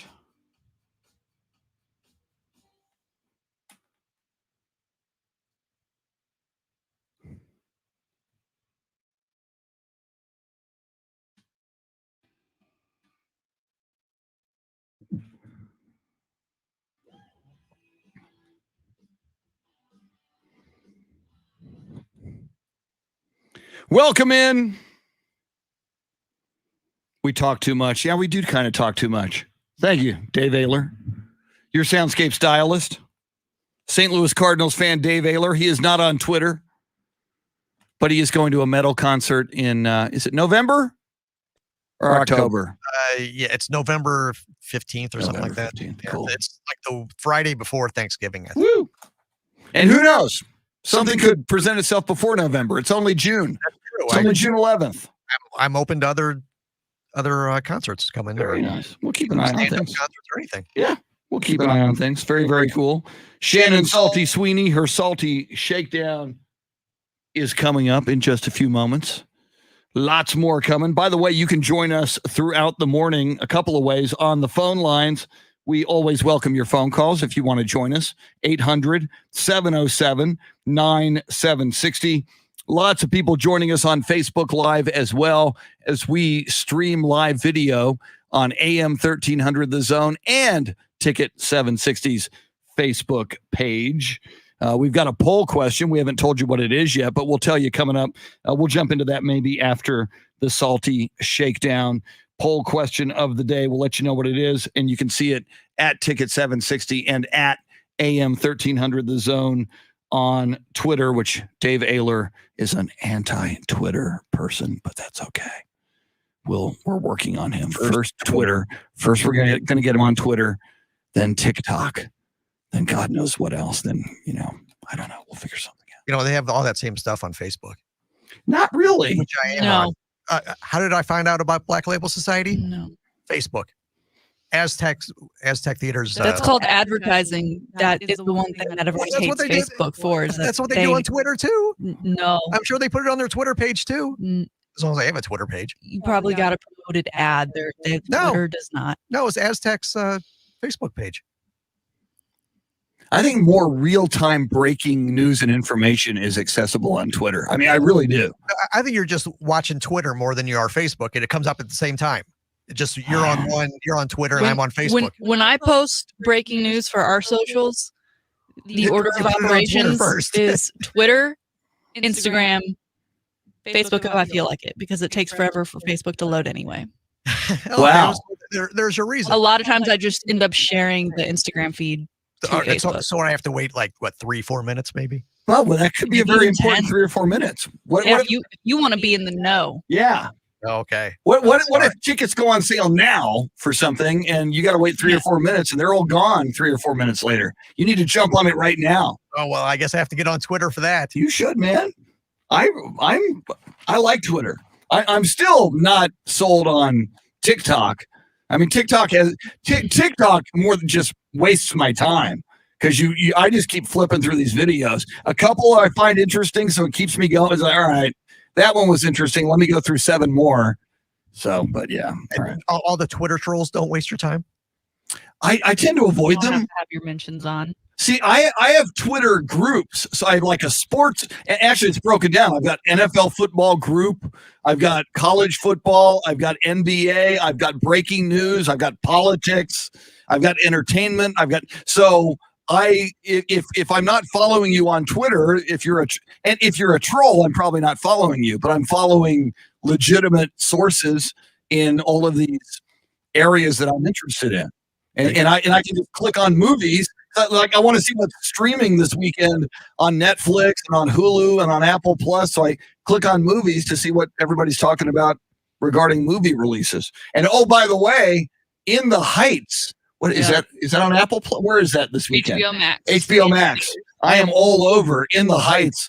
It's a fantastic show, so I'm Woo. excited to see the movie. Yeah, that's one of my big weekend viewings. In the Heights, baby. If I was on Twitter, I wouldn't follow anybody because David Ayler follows no one. Well, that's good. See, that could be That in your would be Twitter your profile. That would be your bio, because most people do. The only person I follow is Jesus or something. Yes. Like that. And you're like, wow, did you think of that one? Wow. But I do like David Ayler follows no one. It's you can put in your bio, don't take it personally if I don't follow you, Yeah. because David Ayler follows no one. It's like me not accepting Facebook friend requests. So that I do. I go on, I let them build up, and then I go on a denial spree. Nice. Very nice. See, Skip Bayless doesn't follow anyone. I've noticed that. See, I follow Skip Bayless on Twitter because he's a loose cannon and a madman, but he's also a Cowboys fan and a Spurs fan. But like you, David, you're like the Skip Bayless of morning radio. You don't follow anyone. So, all right. I'm not too sure if that's a compliment or Yeah, not. it's probably. Well, he's one of those guys. Most people hate Skip Bayless. I find him entertaining. Yeah. He's He entertaining. has his to me. moments. He does. Yeah. But I mean, I bring his name up and most people just hate him. Okay. You won't hate this. The Salty Shakedown is moments away. Sports birthdays even closer than that. And we're going to kick it off with this day in sports history, June 11th. And the first one is god awful. On this day in 1955, there was a Le Mans race in France, and there was a major crash of multiple cars, and it killed 83 spectators. It was called the 1955 Le Mans disaster, the most catastrophic crash in motorsports history, and 83 spectators watching the race were killed. And oh, by the way, the race continued. They kept on. They didn't stop the race. The race went on. Those drivers who could still drive kept on driving. 83 spectators dead. That just is mind-blowing to me. And it happened on this day at the Le Mans race in France in 1955. On this day in 1982, Larry Holmes with a TKO victory over gentleman Jerry Cooney in 13 rounds to retain his heavyweight boxing title. On this day in 1990, Nolan Ryan, or as I like to say, Nolan Ryan pitches his 6th no-hitter. He beat the Oakland A's, and he retired Ken Phelps, Ricky Henderson, and Willie Randolph. They were all ex-Yankees playing for the Oakland A's. Exactly. Thank you, Nolan. And on this day in 2017, in the French Open, Spaniard Rafael Nadal beat Stan Wawrinka of Switzerland 6-2, 6-3, 6-1. Rafael Nadal became the first man to win 10 French Opens. That Rafael Nadal was pretty good. All right. There you have it. That's this day in sports history. Now we bring you some sports birthdays. And a couple of them, like two of the biggest names in the history of pro football. Born on this day in 1913, Vincent T. Lombardi. Vince Lombardi, the trophy, the Super Bowl Vince Lombardi trophy named after him. And oh, by the way, not that I'm bitter, but the Cowboys nearly beat Green Bay in the NFL championship games that led to Super Bowls 1 and 2. In fact, they lost both games by a touchdown or less. That could be called the Thomas Wade Landry Trophy. I'm just saying, but it's the Vince Lombardi Trophy. Vince Lombardi, born this day in 1913 in Brooklyn, New York. Hall of Famer, of course. Packers coach from 1949 to 1967. Coach of the year in 59 and 61. Super Bowl 1 and 2 victories. He died in 1970 of cancer. He was at the time the coach of the Washington football team. Some people forget he had a very short stint in Washington. Speaking of race car driving, born on this day in 1939, Jackie Stewart, legendary Scottish auto racer, 27 Grand Prix wins, World Formula One championship wins in 69, 71, and 73. Jackie Stewart, born in Milton, Scotland. Born on this day in 1954, NFL defensive back, member of the 85 Bears, 15-1 Super Bowl championship team under Mike Ditka. Gary Fensick, born this day in 1954, born in Chicago, Illinois. It all worked out. He wound up being a Chicago Bear. Here's your other legendary birthday today. Born on this day in 1956, Joe Montana, NFL quarterback, San Francisco 49ers, broke my heart on January 10th, 1982, throwing that touchdown to Dwight Clark at Candlestick Park to beat the Dallas Cowboys 28-27. Not that I'm bitter, not that I can't let it go, but Drew Pearson was wide open, could have won the game on that pass from Danny White that 49er defender grabbed him by the jersey and stopped him 40 yards away from what would have been the second Hail Mary pass ever for the Cowboys. Would have been a great win for the Cowboys, but they lost. Happy birthday, Joe Montana. Born on this day in 1956 in Eagle, Pennsylvania. There you have it. Sports birthdays, sports history. And now, ladies and gentlemen, boys and girls, here it is, your Friday edition. So make it count, because you're not getting another one until Monday. Your Friday edition of the Salty Shakedown. That's right. Monday through Friday at this time, a live Salty Shakedown, but you can always get it on the Chris Duel Show podcast as well as the Salty Shakedown podcast. If Woo! I think it sounds better second, third, even fourth time. Yeah, just keep listening. All right, we are removed from Alex Smith saying he has retired, but we don't quite know what he's doing next. But apparently he's considering getting into broadcasting. He's had 2 auditions and 2 meetings with a total of 4 networks. However, most people are thinking that he'd be like a second or third string type broadcaster, right? He doesn't get the A-list games that you see a guy like Tony Romo getting. I don't know if I see him in that role. I guess I just really haven't heard him talk a whole lot. But another option for him is coaching. Andy Reid said he even texted him after his retirement announcement and said if he considers going into coaching, Andy Reid would like first dibs to get him and would offer him a job. So Chris, I pose this question to you. Knowing what you know about Alex Smith, would you rather, or do you think he'd be better at coaching or broadcasting? Which would you rather see him in? You make a really interesting point, Shannon. I have not heard him say that much over the years. We've Right? known about him ever since he strange. came. Yeah, ever since he He's a came out. quarterback. They usually talk the most. Yes. So like you, I don't know how good he would be. Now, from his perspective, obviously it's an easier gig being a broadcaster than, a coach puts in so many hours. Yes. But as Andy Reid documents, and people may forget, Patrick Mahomes sat on the bench for a year Right. and was mentored by Alex Smith. Gosh, if I were to pick, the whole inspiration of coming back from the leg thing, if he's a good or a great communicator, I'd like him.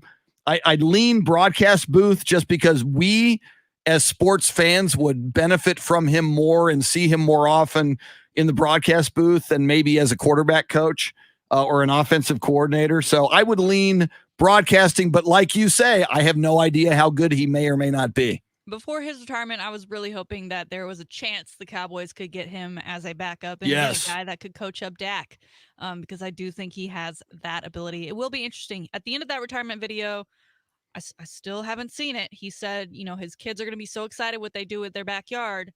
I have not received an update. So maybe after we get that, we'll get the update on what his next career path might be. All right, moving over now to the NBA before we bounce back to the NFL. Devin Booker probably didn't realize it at the time. Maybe, but LeBron might have. Maybe he regrets this. But at the end of the Phoenix and LA series, where Phoenix, of course, ousted LA early out of the playoffs, LeBron gave Devin Booker his jersey. They had a little jersey swap, which is not a crazy thing. It happens quite often in the NBA.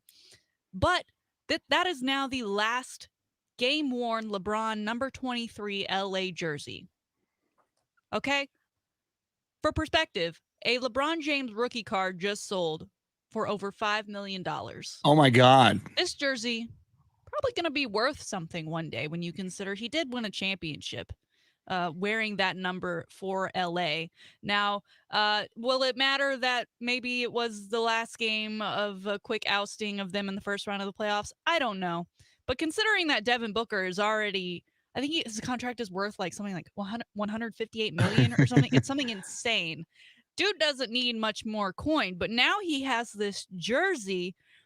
If you're LeBron James and you've now announced that you're going to number 6, and this story about Devin Booker having this once in a lifetime item, do you maybe regret giving it to him? Do you maybe wish you'd just like picked up one of those from the Nike store that they still had and signed that one and given it to him? I mean, that's a collector's item now. I think you do. It's only been it's not even been 2 weeks. You make the great point. This, I mean, it's LeBron James. This is going to be worth, if the rookie card's worth $5 million, down the line, this is worth at least over $1 million, I believe, just because of who he is. And he could have at least LeBron auctioned that off for a charity of his choice. Yeah. So I think I agree. I think he does regret this. I think in the moment, you don't think about it. And a lot of things like that we don't think about, right? I mean, Tom Brady's first touchdown ball that was recently, you don't think about it because you don't know what they're going to become. In this case of LeBron, he's already kind of a shoe-in for the Hall of Fame, kind of like the biggest guy in the sport. So he's already a big deal. But for that now to be the last game worn number 23 jersey, assuming he does not end up flipping back at some point, because we do know he has made that change to number 6 because he is sporting number 6 in the new Space Jam movie. But again, Devin Booker, the last game worn jersey of LeBron with the number 23 on it. All right, back to the NFL. And I sent you this clip yesterday, Chris, because Woo! I love it. I love when we can have fun nicknames, right? I've got the salty nickname. I wear it proudly. My aunt sends me tons of shirts with the nickname on it, and I wear them around town all the time. So if you see me, say what's up. But over in the Patriots camp, Cam Newton has given new rookie quarterback Mac Jones a nickname. Mac Jones talked about it yesterday. Yeah, it's been good. I mean, he calls me mac and cheese, so I got my nickname. But he's done an awesome job being a good mentor, and he brings great energy. And I was not aware of this, but apparently Cam Newton is known for giving teammates nicknames. So I'm going to run down the list of nicknames he's just given to his Patriots teammates. Now, it's just the nicknames, so you'll have to think for yourself of who these are for. But to go along with Mac Jones, a.k.a. Mac and Cheese, we've got Highway 11, Doughboy, Dirty Dave, Smokin' Joe, Winnie the Pooh, Freemason, Buzzo, Berkey, Twin Number 1, Twin Number 2, Bo Diddley, Crazy Legs, Bent Dog, Stiddy, and the Hoister. Where does he come up with these things? I mean, is he reading the playbook, or is he going home and thinking about what he should name his teammates, and how does he then keep up with them? I mean, honestly, if I'm a quarterback, I'm more concerned about knowing which guy I can throw the ball to and which guy I can't, and I use their numbers to determine that. Were you aware of this particular talent that Cam Newton possessed? I was not. And first of all, Crazy Legs, which was one of them. Come on, Elroy Crazy Legs Hirsch, a legendary Hall of Famer. So I would have, Crazy Legs is off limits, I believe. But if you're Mac Jones, Shannon, do you want to be mac and cheese? I mean, we all kind of like mac and cheese. We kind of ate it in college when we didn't have a lot of money to go along with ramen noodles. But mac and cheese is like a secondary. If you're Mac Jones, you secondary. Cordy's the quarterback. You're like you go to mac and cheese if you got nothing else in the fridge, don't you? I don't. If I'm Mac Jones, I'm a little offended by that. And I don't. Okay, well, we need to talk about this now since we're talking about mac and cheese. My aunt makes mac and cheese with peas. Ooh, okay. Ooh. Ooh. See? Yeah. That's like pineapple on a pizza. It's like the only thing she ever cooks is mac and cheese with pea, and my cousins love it. And then they come over, we make, mac. No, that's disgusting. Thank you. It's nasty. So at least he's not mac and cheese with pea. Ooh. All right, he's just regular old mac and cheese. Yes. Believe me, Mac Jones, it could be worse.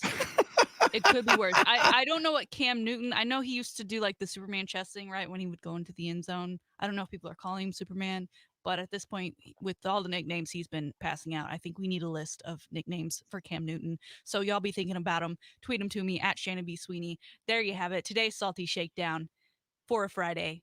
Enjoy. A great Salty Shakedown and things we did not know. I did not know Cam Newton was a nickname naming machine. I did not know about the last LeBron James number 23 jersey. So very, very cool. Outstanding, as always. Coming up, Paul Alexander brought it up, and it is a big story in the sports world. College football, as early as 2 years from now, could go to a 12-team playoff. Good idea, bad idea? Should it be 8 teams instead? We'll get into that and a whole lot more next on the Chris Duel Show. Clint Proctor with a Metallica request. All right, where was I on this? I've got to edit a couple of spots here. So this, okay, I did that one. So now...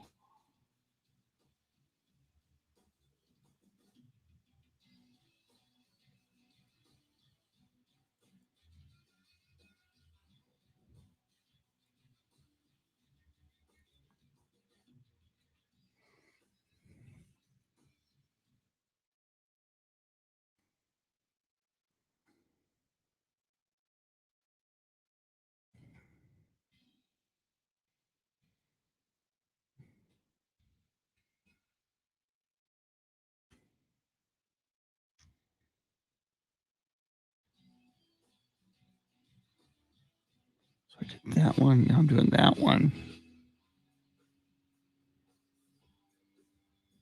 Oh.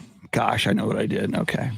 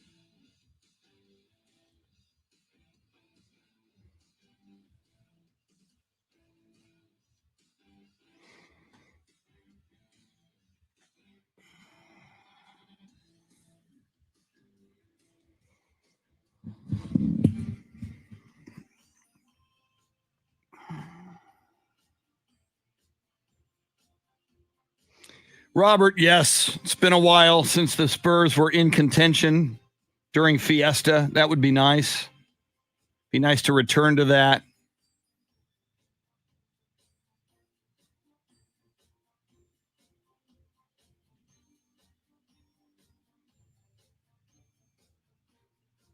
Did you see Clint Proctor's request?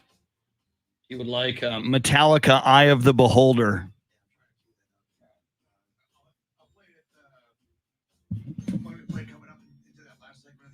Either way, either, yeah. What? Okay.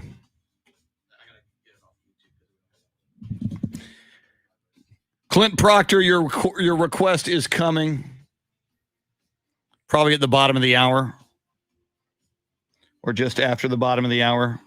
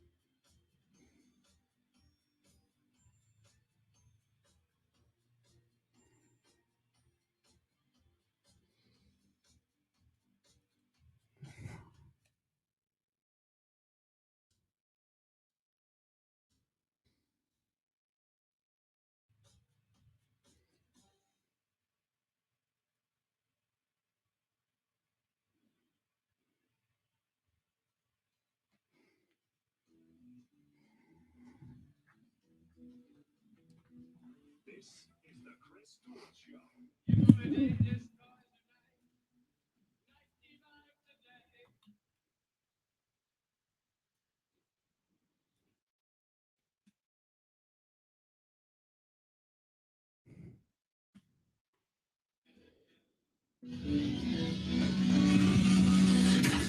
Now, Chris Duel.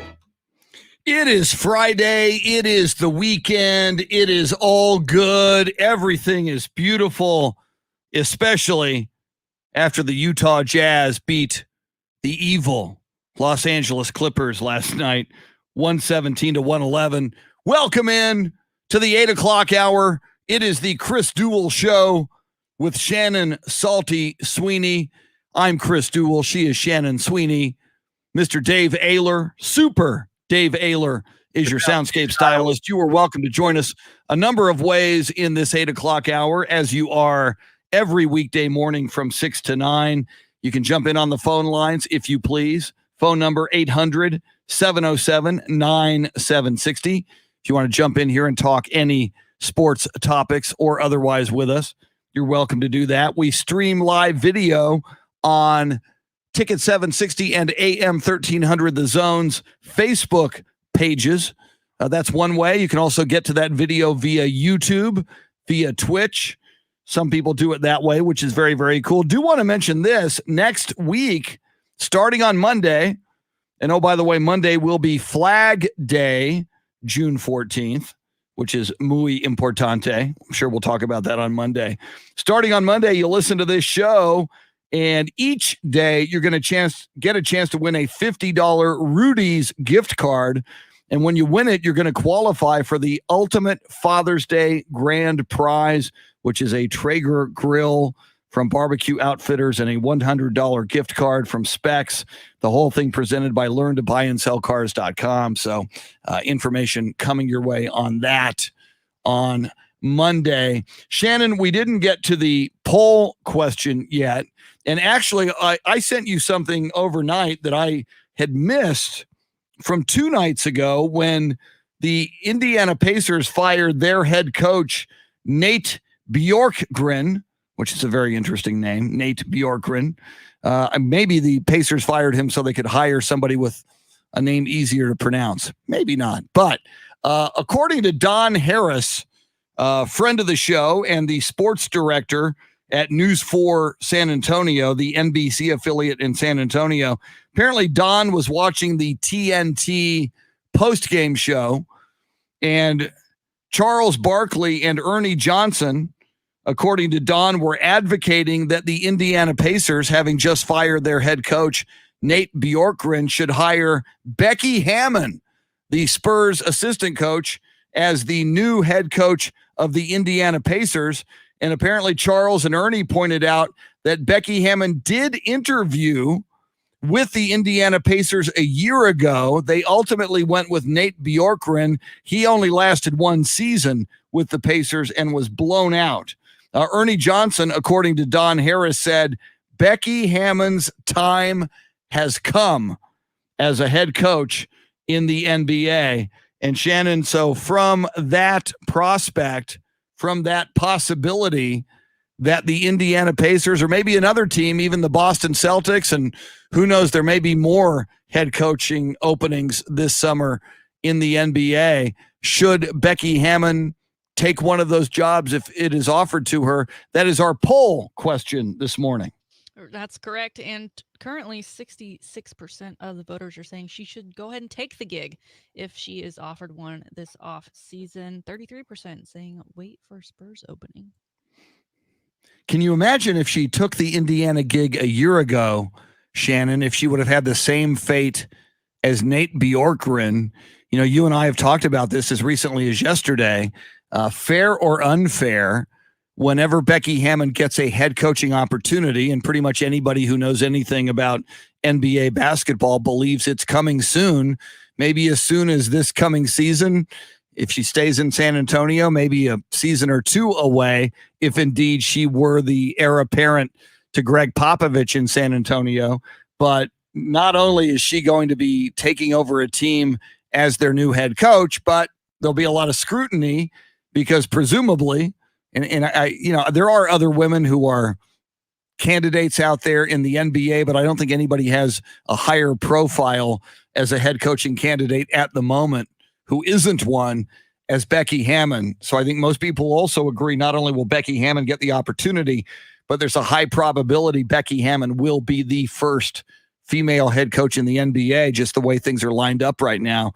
So she's going to be carrying the added scrutiny, and you may call it pressure, although Becky probably won't see it as pressure, just given her demeanor and her fire as being the first woman head coach in the NBA.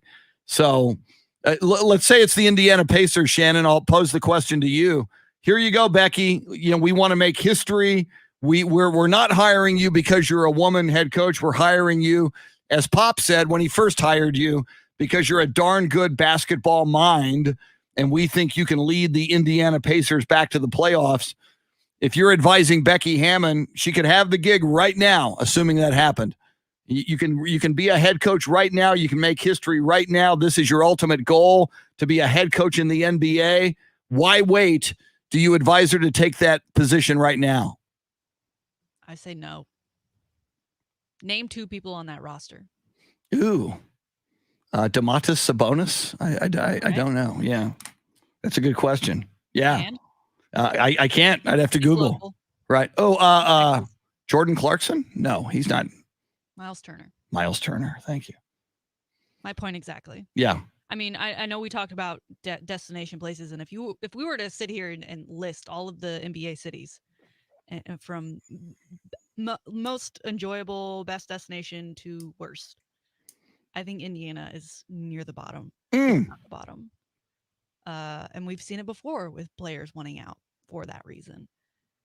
I Yep. don't think you go somewhere where you are set up to fail.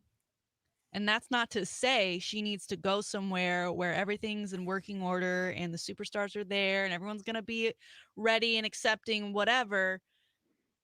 But that to me, I mean, when you go and interview for jobs as a regular person, unless you're in it for the money, then you sit and you think about all of the little details and the minutiae that come with it. Culture, who's your boss going to be? Who are your coworkers going to be? What's the office life? What's the work balance? All of those things play a part in it. And from where I am looking at the Pacers, that's not the job you want, Mm-hmm. especially if you are trying to be a head coach for longer than a year, 2 years. If you do become a head coach and you get let go for whatever reason, you still have those other opportunities to be a head coach elsewhere. I don't know that the Pacers are the way you get in. Well, and the Pacers, by firing Nate Bjorkgren after one season, the Pacers organization has demonstrated they don't have a lot of patience. So they're not, when they sit down with a man or a woman and say, you are our new head coach, there's not a lot of margin for error. They're not patient. They're going to blow. They've shown the propensity to blow a coach out after 1 year. So that's a little scary. I'm with you on this. And what a dilemma, though. And you add this to the mix, though, Shannon. I've been talking about this. Mike Budenholzer on the hot seat in Milwaukee, so close to Pop. Nobody's been a longer tenured Coach Greg Popovich assistant, 17 years on the bench, 19 years overall. If you add the time in the video room, then Mike Budenholzer, if indeed he's fired, and most of us believe Milwaukee is going to lose this series to the Brooklyn Nets, that doesn't necessarily automatically mean Coach Bud is fired, but there's some big time analysts saying that's coming. Pop, knowing Pop, he's done it many times, probably offers an opportunity in San Antonio to Mike Budenholzer. Then you've got to ask yourself, Pop is 72 right now. He'll be 73 in January of next year. If he leaves, it's up to the Holts. It's up to the next generation of the Holt family that now runs this Spurs team. And do they go with the guy who has 19 years of service to the company, Mike Budenholzer, who also was a head coach in Atlanta and in Milwaukee and won a boatload of regular season games? Do you go with that guy? Or do you go with Becky Hammon, who is also very loyal to the company? If you add up all of her times in the organization when she played with the San Antonio Stars, now the Las Vegas Aces, and previously known as the San Antonio Silver Stars, gosh, Becky, if you add that, and you should, as time served in the organization, Spurs Sports and Entertainment, gosh, she got here probably around 2010-ish. That's off the top of my head. I'd have to look it up. Could have been 2009 for all I know. So, I mean, she's got it maybe 12 years in the organization. And to me, she's the hot, young commodity with a huge amount of upside. You look in the NFL at hot, young coaches like Sean McVay or Kyle Shanahan. I think you go with someone who I think Becky on the surface is more dynamic than Coach Bud. She's got more fire, seemingly, than Coach Bud. And God love him. I take nothing away from Coach Mike Budenholzer. He's very successful, and he learned at the feet of Greg Popovich for 19 years. My God, what better basketball university to go to than 19 years of graduate work in the University of Pop. But I talk about gravitas, leadership, dynamism, and fire. And in all four of those categories, I choose Becky over Coach Bud. Right. And again, just like with Becky in this Pacers conversation, right? It's at the end of the day, if you get offered the job, it's your decision to make. I don't see Mike, unless the Spurs said, you come here and Pop will leave right now. I don't see. I see him, if he gets fired from the Bucks, that he becomes the top candidate for the Pacers and for the Trailblazers. So the Spurs would need to make a quick call if they did want him for their future. to make a decision with Pop as well. And since we don't see Pop stepping away, I just don't see Mike Budenholzer coming back to the Spurs anytime soon. And therefore, I think Becky, rides it out another year with the Spurs, with kind of this intention of, I feel like Pop needs to do like what Coach K did. I know he won't. He doesn't search that kind of attention. But to say, this is my swan song. She is my replacement. This is my farewell tour. We're going to battle. We're not just here to wave and say goodbye. This isn't just one giant show, but to have that kind of transition for the Spurs and then give her that job that she so rightly deserves. Yeah, as you suggest, and we talked about it. It happened just recently. Coach K, Mike Krzyzewski at Duke, saying this will be my last year. My lead assistant is my replacement. We're going to do this. So it's kind of a farewell tour. Everywhere Coach K goes, everybody's going to know that's his. This is his swan song and his final lap as head coach of Duke. Most people who know Pop don't think it would come down that way. Pop's certainly not a guy who seeks the spotlight or would seek, you look at Kobe, unlike Tim Duncan. And again, I think Pop would do it kind of the same way Tim Duncan did it. It's like, I'm not announcing this is my last year. When I go, I'll go in the off season, shortly after a season, and you're going to know it, which is such a difference. And they were in the same Hall of Fame class and in the same era, and they were competitors. Kobe announced his final season. So even in San Antonio at the AT&T Center in Kobe's last game, there was a video tribute to Kobe, Pop, everybody hugging Kobe on the court. So you just get the feeling based on Pop's nature that that's not going to happen with regard to him. But also yet at the same time, you look at the time,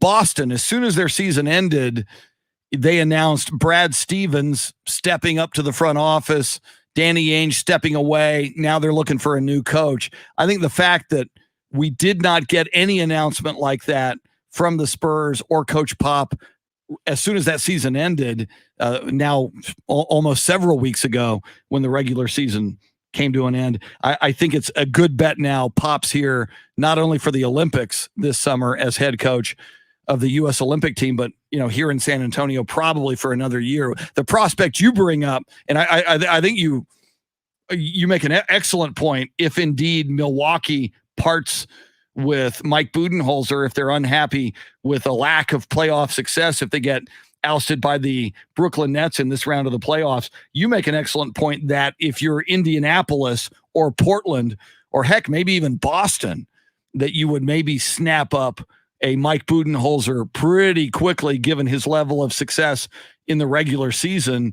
And from his perspective, if you're Coach Bud, why go back? And it would kind of look like going back. Why take a step backwards and be a Spurs assistant again when there are head coaching gigs out there that you could probably get? Yeah, it would be like Charlie Strong going to Nick Saban camp, which he did, and now he's with the Jacksonville Jaguars, but he is under Urban Meyer, so take that for what it is. But I think he would do great in you mentioned Boston. I mean, that is a place where people want to come play. They've got a great young roster. Injuries again kind of plagued them a little bit, especially when it came to that playoff time. But I think he'd do great there, and he'd have a complementary team, which is something that Milwaukee is currently missing, except for last night when the rest of the team decides to show up. Yeah, and as we mentioned, we've talked about it last night. Milwaukee gets the win.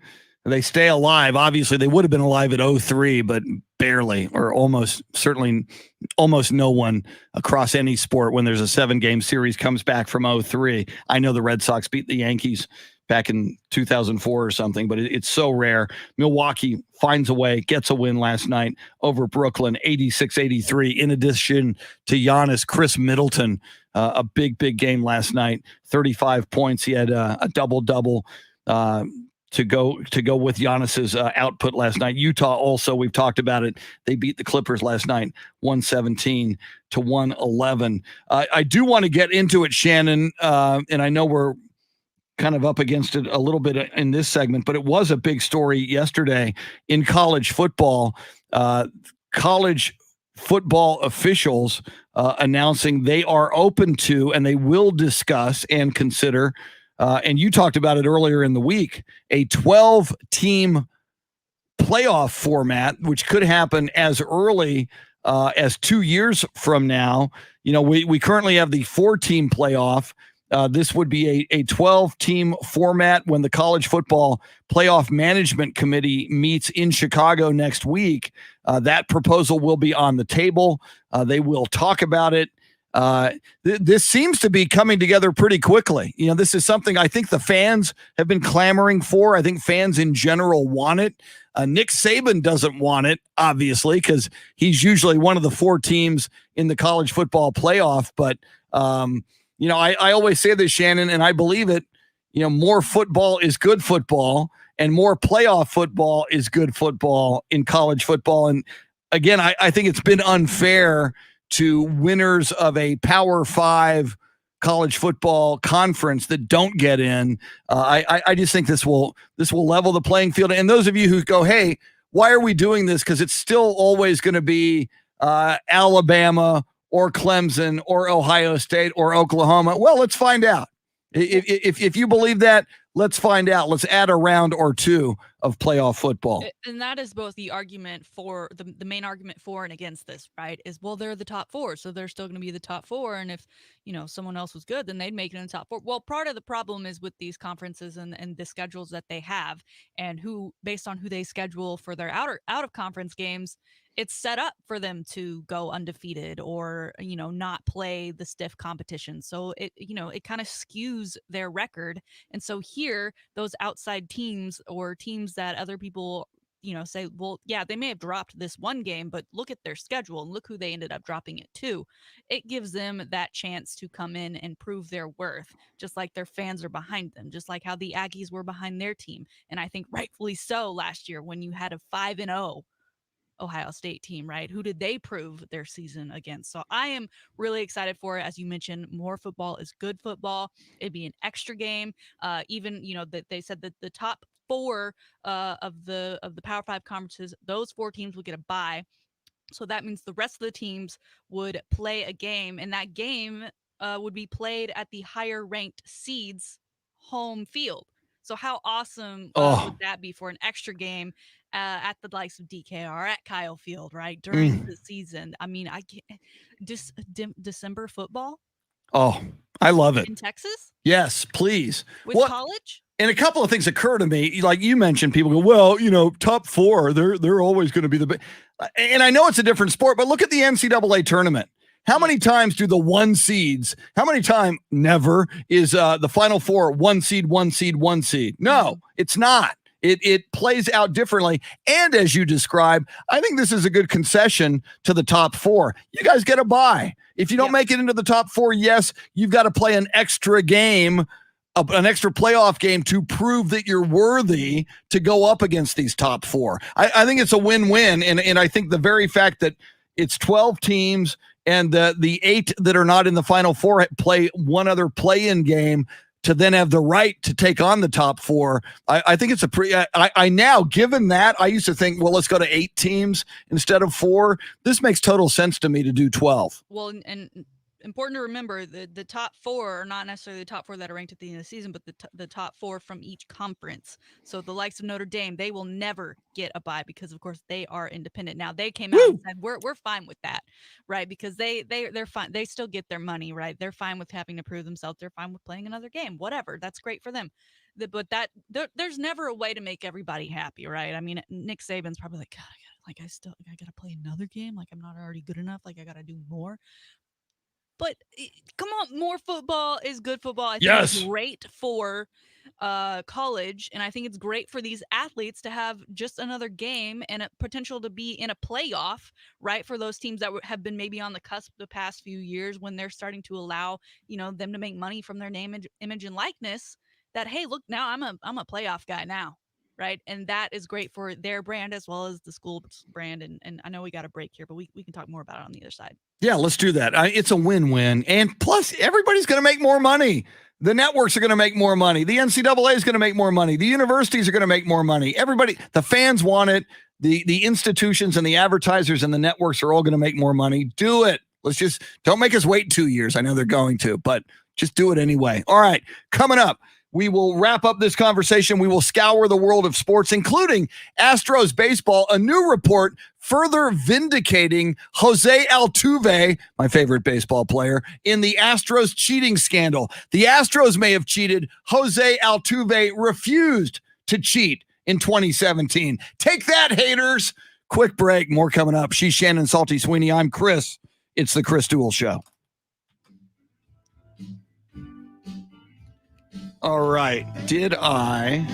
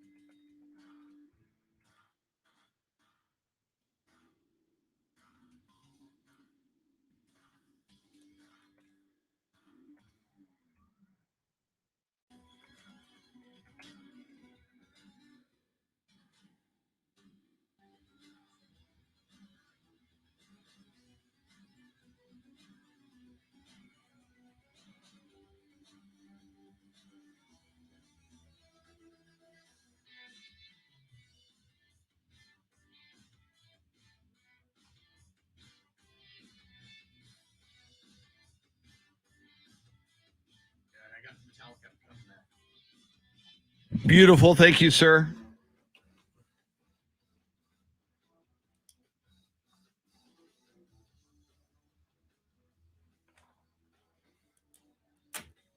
Gonna go grab a little more ice for my beverage.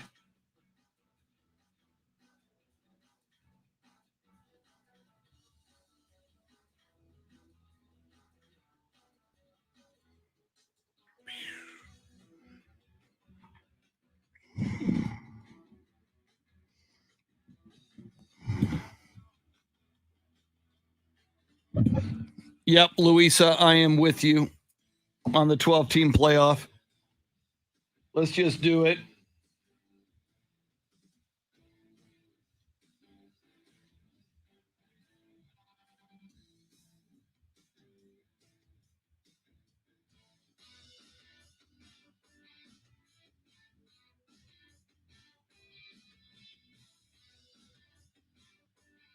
All right. I need ice and a little more tea. I'll be right back. Woo! Woo! Woo!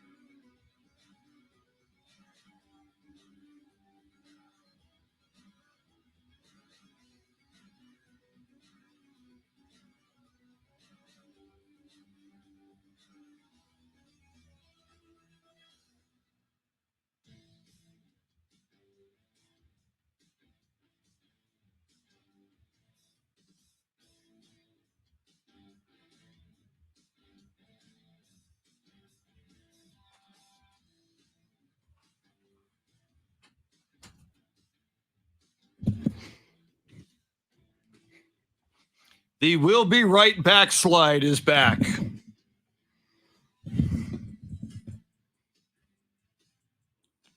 We got to produce a video or something to run in place of that.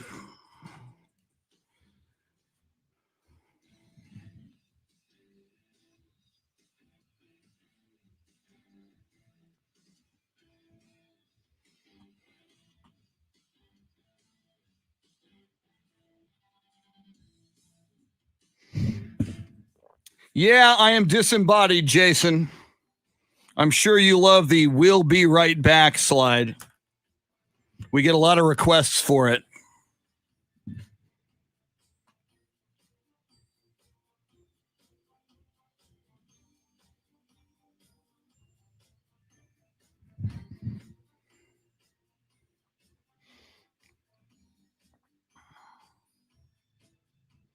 The NFL is struggling with vaccine hesitancy. That's interesting. Sports.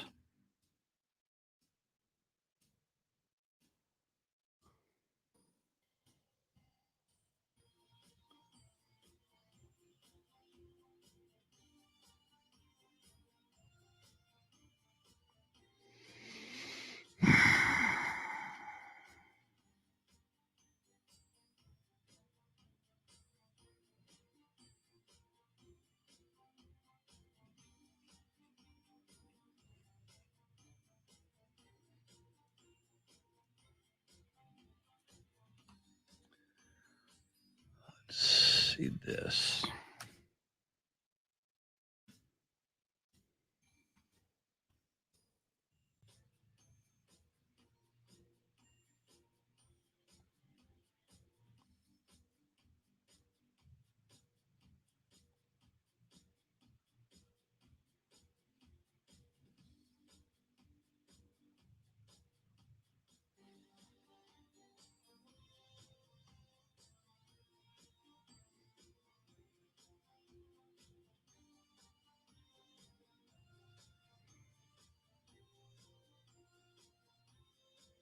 Ah, okay. There's that.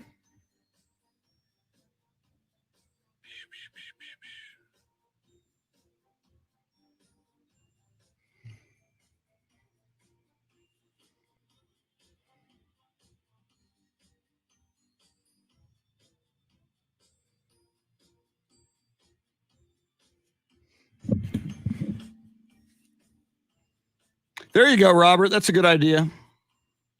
All of Manu's out of this universe shots. That would be a good video.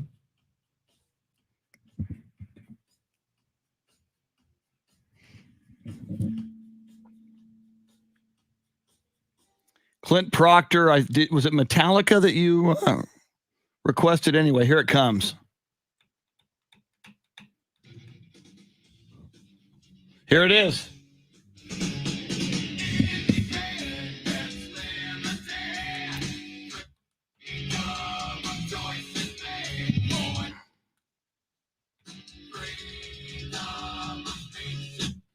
By request.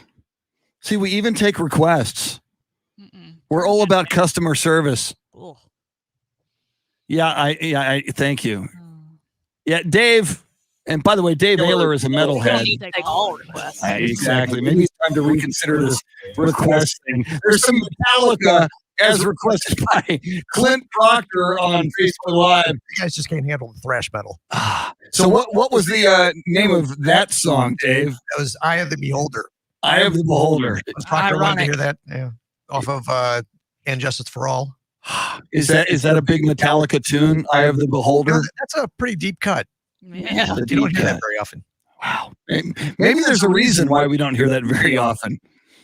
Oh, there's ones that are on that album. It's like the shortest song is like 6.5 minutes. That one sounds like a mistake. You guys can't handle it. See, and somebody on Facebook Live just said, and this is why we shouldn't take all requests. Somebody said, play the Carpenters. Yeah, and that's why we don't take all requests. Yeah. No. So I had nothing against Richard and the late Karen Carpenter, but no, some things just don't. And it's like, okay, and I admit this, I cop to this. You know, my flaws, like I've got angst when it comes to Kawhi. I'm working on it. But, and some people have a hard time, Shannon, Dave, I admit it. I'm a Barry Manilow fan. I like Barry Manilow. I liked him since I was a kid. That's Copacabana guy? Yeah, Copacabana guy. But I don't ask Dave Ayler, hey, Dave, let's come back with a Barry Manilow song. But that's fine. It's your show. But it's Mandy by Barry Manilow is not a really great sports talk radio bumper tune. I'm just saying. Admitting you have a problem is the first step in Thank you. recovery. Yes. No, and I've had this thought, Shannon. I admit it. I can't get over my sports hatred, and his sports hatred. It's not actual hatred. I wish him no actual harm. It is sports hatred that I have for Kawhi Leonard. If the Utah Jazz eliminate the Clippers, first of all, I will be able to enjoy the rest of the NBA playoffs without just tuning in for the hatred. Secondly, I am going to make every effort. Wait. What? I just before you say anything, Okay. I want to make sure you know Yeah. that you are on the airwaves. It's not just us. Yes. No, I'm serious. And this is being recorded. Yes. No, because it's not who I want to be. I don't want to be a guy who just lives. I don't want to tune into an NBA game just to want some guy to fail, just to want some guy to be eliminated from the playoffs because I don't like him, because he blew off my team and turned his back on his teammates, on a city, on a coaching staff, so on a fan base. So no, if Utah will eliminate them, I will make every effort to move beyond my angst, my disdain, my disgust, my dislike for Kawhi. I'm good. Well, next season he'll play, and I'll go, oh, Kawhi Leonard had 21 points and 8 rebounds for the Clippers in their win over the Charlotte Hornets. Yeah, that's what happened. And I won't even feel anything, because I will have moved on. All right. So, and if we need to, Shannon, we'll get professional help for me on the radio. We'll get some counselors to talk me through this. We'll do some on-air therapy for me. Like those deep sleep sessions. Yeah, I'm open to it. I'm really, because I will be having negativity in your mind, in your heart, in your soul is not good. I don't want it. I want it out of me. I want to purge this from myself. I mean, with this job already, like the time and the hours, and it's already a lot on you. Yeah, That's exactly. carry that weight. I mean, Chris, I have gray hairs growing, and I'm 28. You're in your 20s. I know. And my Okay, mom that's not loves it. She's all like, right. "Ha! Look at you." It's the job, Mom. It's the job. That is a I'm rite of stressed because my life Yeah. is a mess. that is a rite of passage when you get your first gray hairs. You go, Hard. oh my God. It's stressing me out even more. All right. Well, we need to, for you and for me and for Dave. Hair colorist out there. Oh yeah, we need to eliminate our stress. Yeah. Well, and that's the beauty too, though. If you don't like the gray hair, you can just do something about it. So that's I thought I okay. had more time. Because I don't really care. Like, it's ponytail, as you know, that's my signature look. Yeah. But I just thought I had more time. Well, and again, a couple of gray hairs doesn't mean you're going to be fully Grayed out by the end of grayed out. 2021. Yeah, exactly. That's just, and some people say that gives you, it's distinguishing. It shows, you've been through a few battles. So it's You're an okay. old soul. No, I'm just old. You are not old. You are 20. You are still a 20-something young lady. So you're fine. You got talk to me at 50. Then we'll talk, or 60, for the love of God. All right, couple of things I want to get to, and you brought this up before the show, Shannon, and we should bring it up now, and then maybe we'll circle back to the college football playoff that you and I are clamoring for. Tiger Woods in the news. And apparently, Shannon, Tiger has been offered an opportunity to be a golf commentator. Will we be seeing Tiger Woods talking golf on a television near us? He's reportedly said no Mm. to this offer. And I think that's the right choice for him and for golf, because if you put him in the booth now with the way things are for the first time, like, we haven't really heard from Tiger much since the accident. It becomes all about Tiger. Yeah. and specifically his injury in the accident. And he doesn't want that. And I think he knows that it's best for golf that he stays out of it for the time being. Eventually, when he retires, I'd love to see him make guest appearances in the booth. Oh my God, yes. I'd love to hear him either go after people or praise people. And could you imagine like a golfer after they get done on their day of the course, they've recorded it back at wherever they're staying, and they go back and watch it just to hear what Tiger had to say about them? It's good. It would be great. God, yes. But right now is not the time. Yeah, and it would have been apparently NBC Sports this coming week. And oh, by the way, next week is the U.S. Open, Shannon. So we're going to have to get Andy Everett and Tanner. We're going to draft. And have you won 2 in a row now? Are you 2-0? No, Tanner won Okay. the Masters, and I won the PGA?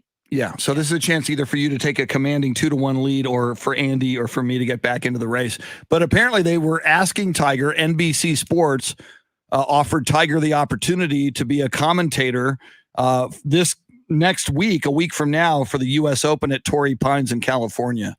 So I see it both ways. While you're right, Tiger doesn't want to do it. He doesn't want to make it all about Tiger. Plus, he's recovering. Still, though, my God, that would have been must-see TV if he said yes. You gotta think they offered because they're trying to draw in as many people as they can, right? Because we've seen the statistics. When Tiger is a part of it in any capacity, the ratings go up. So yes, they do. It's not necessarily surprising that he was asked to take part. Very, very cool. So we'll keep an eye on Tiger. Don't forget the U.S. Open next week. Andy will be with us on Monday, and I'm sure as it begins Thursday of next week and Friday, we'll probably circle back and grab Andy again. I just want to mention this, and maybe I'll send a link out to it. And I want to thank Tracy Bogert for sending me the link from a site, fan-cited, a New York writer who has written a book about the cheating scandal of the Houston Astros. His name is Andy Martino, and the book is called Cheated: The Inside Story of the Astros Cheating Scandal and the Colorful History of Sign Stealing. Yep, that's the long title of that book. He's interviewed many Houston Astros from that 2017 team, Shannon, and to a man, they all assert Jose Altuve did not cheat. While they were stealing signs and relaying what the pitches were going to be to batters, Jose Altuve, according to his teammates, declined. He didn't want the heads up. He didn't want the signs. He just wanted to bat. And apparently there are multiple people who have also debunked that, shot of him after the big home run, I think against the Yankees, where they said he's wearing a wire that would create a buzzer for him to signal certain pitches. Apparently that is an urban legend and a false story as well. So, maybe Monday or maybe next week we'll get into more of it. In fact, I will grab that link right now and tweet it out right now if people want to read it for themselves. But I kind of like that story. And for whatever the reason, among all the Astros that get booed, opposing fans love to hate Jose Altuve more than anybody else, which is kind of interesting. I mean, because he is one of the faces of the MLB, and aside from the Astros sign stealing, he is a very lovable kind of guy, and a guy that you want to cheer for. I find this story interesting because, okay, you're basically in this, then you are admitting that the rest of the Astros are a guilty party. Yeah. I don't know that saying everybody but Altuve really changes the narrative. If anything, it's just admitting guilt. And then putting Altuve, is it still cheating if just because he wasn't directly taking those advanced warnings, but he knew his teammates were, isn't that still being a part of it? And why would you stick around a team that reportedly did this stuff? That's a good point too. Yeah, if your teammates are doing it, and you're all about integrity, and you're a leader in that clubhouse, why don't you call a meeting and say, "Damn it, we're not doing this. We're better than this." So yeah, and I love Jose Altuve, and I still do, and but that is a huge point. It's like, hey, my friends in the car, they're going to go rob a bank. No, I'm not robbing the bank. You drop me off at the In-N-Out Burger. Yeah. You drop me off at the In-N-Out Burger. I'm going to get an In-N-Out. You guys go rob the bank and then pick me up because I'm not. That's on you guys. Yeah. Okay. Yeah. That's a good point. Oh, you didn't bring a Sadly. bag? You can use mine, though. Wait a minute. Wait a minute. So there's that. We didn't really finish the college football playoff. Any final thoughts here on a 12-team college football playoff, Shannon? I mean, it's not official. It's something that's going to be discussed. I think the most important, like when they first got rid of the BCS and they started doing this, we were dipping our toe in the water. Well, now Yes. we're in it. We said the water's warm. It's fine. Come on in. So I think it's only natural that we're going to get expansion. Like you said, it's probably not going to be until the 2023 season that we see it put into place. So we'll be dying for it. And I'm sure the narrative come playoff selection time will be, well, if we only had it already, Yes. so-and-so would be in and so-and-so would beat so-and-so, So those will be interesting and fun conversations to have. But I'm hoping we are getting closer to this being finalized. So we do have that to look forward to. Because it will change the game. It'll be a new way to recruit kids. It'll be a new way of people looking at, setting their schedules with out of conference teams. It's going to change a lot. It'll be interesting to see what it does to the rest of the bowls that aren't going to be included in these playoffs. How much, they may fight against it. What the TV rights are going to look. I mean, so much is going to come of this.